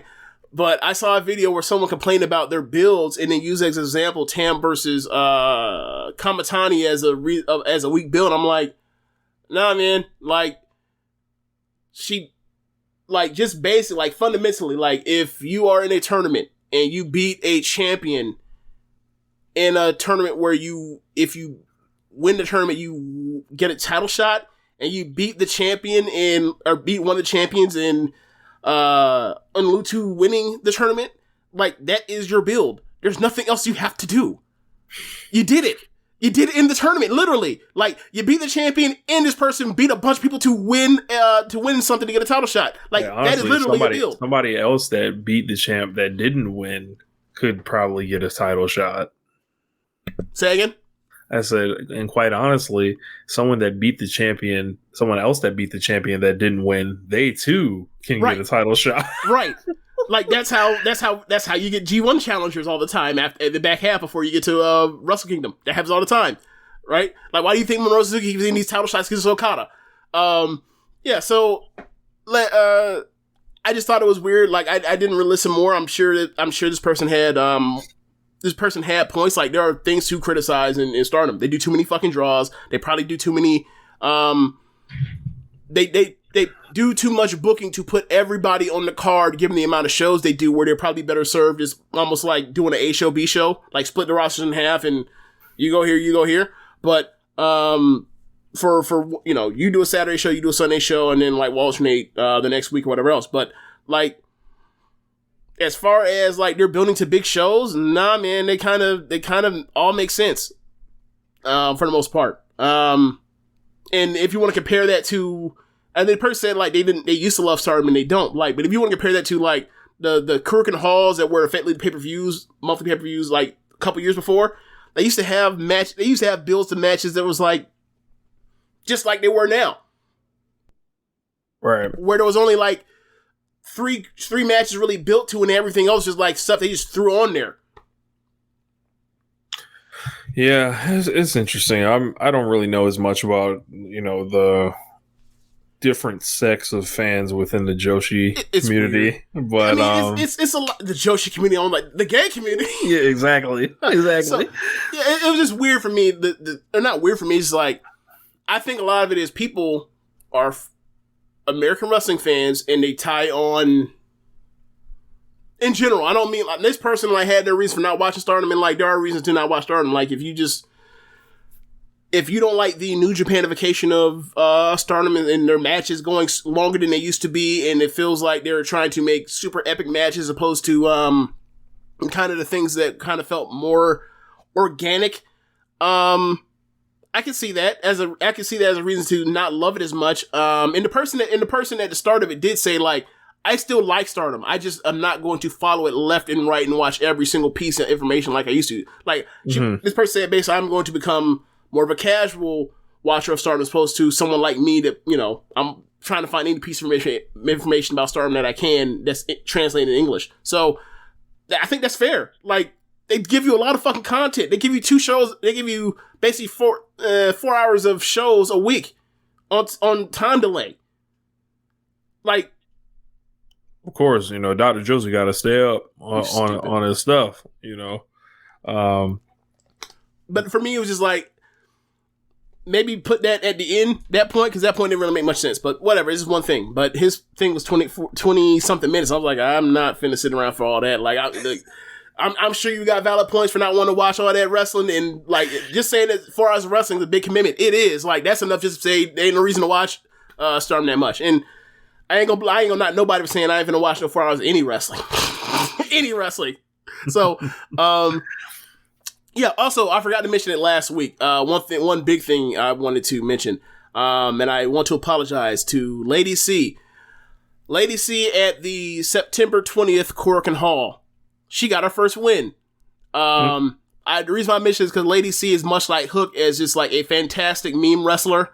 Oh yeah. Yeah, so I just wanted to, give her a shout out because she was so emotional after she won, and she was so happy that she won. And it's like, you gotta think when this Stardom rookie is somebody in Joshi is a rookie. He's like, think of how many ass this person had to take, like how many ice baths this person had to take to finally get their first win. And like, it took her 10 months, and I believe the record is still Mayu taking 11 months in Stardom to get her first win out of any rookie, which is saying something. So like 10 months, she's letting ass be like people. You see the improvement that she's made. She was rotten when she debuted in I think it was November last year. Now she can be carried to good matches with some of the very best wrestlers in Stardom. So like you can see the improvement. You wonder what's gonna. I interested to see how she continues to go over the next next couple years or whatever else. See where she ends up, but happy for her. So I just wanted to mention that on the way out as well. Let's go, Lady C. She was ready. I enjoy a good meme wrestler. Sorry? It depends on who it is. I enjoy a good meme wrestler. I see. Like, I couldn't believe that you didn't know that not Star Kid, but Def was a demon originally. I did not. I thought you knew. The only thing I have like kind of tying it to that was she was dressing like Gene Simmons before. And right. The Kiss Demon and whatever, but yeah. But Def would do what she want. When is Def red belt match? Okay, so I don't know if she's ever had a white belt or a red belt match. I have to look that up because she's been with the she's been in and out the company for like since the beginning. Yeah, like she's like a 5 or 6 time high speed champion. So yeah, like that's right. She's the most experienced wrestler on the roster. Obviously, like she was wrestling in I think she was wrestling in NEO. Like I'm trying to think where I can't remember where she started, but like she also wrestled NEO, and then transitioned over to Stardom, and then obviously she has her own wrestling promotion, YMZ, that I've only seen one match of, but but yeah, like she's a really good fucking wrestler. I wish Dave Meltzer actually watched her in a real match once. Yes. I can't believe she thinks she stinks. That's crazy. Like, all right, but tell it before. Okay, sure. You say so. Anyway, is there anything else, or that's the end of the show? That's it. All right, that's the end of the show. Be sure to rate us on whatever app you're using to listen this with, and thanks for listening. One other thing. I want people to stop making up things to explain things that have not been explained to them. What happened? This Keith Bearcat Lee thing has driven me insane for like a week, maybe more. What happened? So I know, but what happened online? I know the Bearcat Keith Lee thing. People have like taken it to say that Keith Lee has requested to do this. It's a tribute Keith Lee wanted to do to Bearcat Wright and all that, right? And I'm like, did Keith Lee give an interview about this? Did a report break anywhere that said this is the idea behind the character? Nothing. Like, I'm seeing people with podcasts that have large Twitter accounts saying they are breaking out into tears and happy for the tribute or whatever. I'm like, yo, first off, I just got made aware by Rob Naylor, who was I think he's some type of historian, right? There's barely any tape of Bearcat Wright, right? To begin with, right? Yeah. And then, I knew the name. I wasn't as familiar with his work, but he was like they say he's like the first black world champion in like the 50s and 60s in like the LA area, right? I'm like, all right, cool. But like, I just want people like I missed the part where Keith Lee laid it out where this was what I intended to do or something like that. So people have run with this, right? And also when things go bad in WWE, a lot of times like WWE will tell Dave Meltzer or Sean Ross Sapp or Ryan Satin that it was so-and-so's idea actually. And then like for example, what happened with Ruby Riot and Natalia and Anvil and all that stuff, and Anvil being on the freaking on the table, being a life-size cutout board on the table. It's like, and then he's like, oh, well, it was Natty's idea, and then Natty comes out like, it was not. So yeah, like, I didn't even know that. I haven't heard anything about that ever leaking or coming out and saying it was them. Like, for me, it was like, it's stupid. Like, for me, it was like, oh, okay, change the name. Who cares? Like, they're not going to push him, so whatever. I don't care. And for me, I'm like, why do y'all assume that it was this tribute when the only thing it looks like, if we're using what it looks like, right? Mm-hmm. It looks like Vince McMahon tried to understand Keith Lee more, because he's damn sure not had a clue so far. Mm-hmm. So like, he's tying him to this big black man he knew of in his youth. Like, that's what this kind of looks like. And they've reinvented his wrestling style. He did a squash with Tozawa tonight too. I got sent a tweet. Can we get Tozawa to AEW?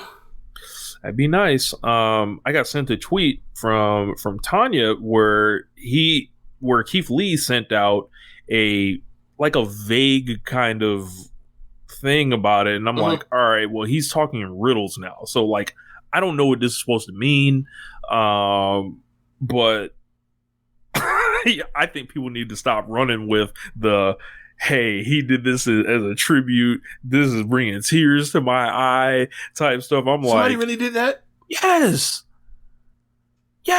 they need to stop this cap. Please stop the cap. Maybe somebody's out here watching wrestling off the reel, bro. Like, the projector reel. Stop the cap. Like this man is WWE IP now, because he's in the Hall of Fame, and they rolled the name out. Like, this wasn't no gift from the family, like Powerhouse Hobbs. Like, they wanted to call it, like, say, hey, you're the new Butch Reed. Like, this isn't that. Rich, remember in like the Rocky movies when they had Mick watching tape off the reel? Yes. Like, is this person watching like Bearcat wrestling like off the black and white reel to start crying? Like, what? I seriously doubt it. I'm sure people still do that, but like, those people are like Les Thatcher, not like anybody else. You know what I'm saying? Yes. I am going to send this to you, and I'm not going to put nobody on blast, but if you're on Twitter, you might have seen what I'm talking about. But it's I would like people to stop the cap. I would like people to just like, how about how about somebody ask Keith Lee about this, like, and try to get an answer on this. Hold on, bro. So I just looked at my Twitter account, and I looked at notifications. I see that someone named James Brown is liked our tweet that you put out to watch the show on Twitch. James Brown on Twitter. God damn it. Wrap it up. Wrap it up. So skew. Thanks for listening to the show. Be sure to rate on whatever app you're using to listen to this with. Also, go to where Circle drops off for the donation if you so please. Also, go to ProWrestlingTees.com/Social Suplex and pick up some official Social Suplex network merchandise. Be sure to watch the other or listen to other shows on the network. Besides One Nation Radio, like Keepin It Strong Style, the Ricky Clive Wrestling Show on Wednesdays. 200th episode for Keepin It Strong Style. Yeah. I think it's probably too late for me to send my thing, but it's too late. Whatever. Every other Wednesday, Grown Men Watch Your Shit. Thursdays, the Grave Consequences Podcast. Fridays, the 8-Bit Suplex. Saturdays, All Things Elite. And Sunday, Great Match Generator. Thanks for listening, y'all. Later. Peace.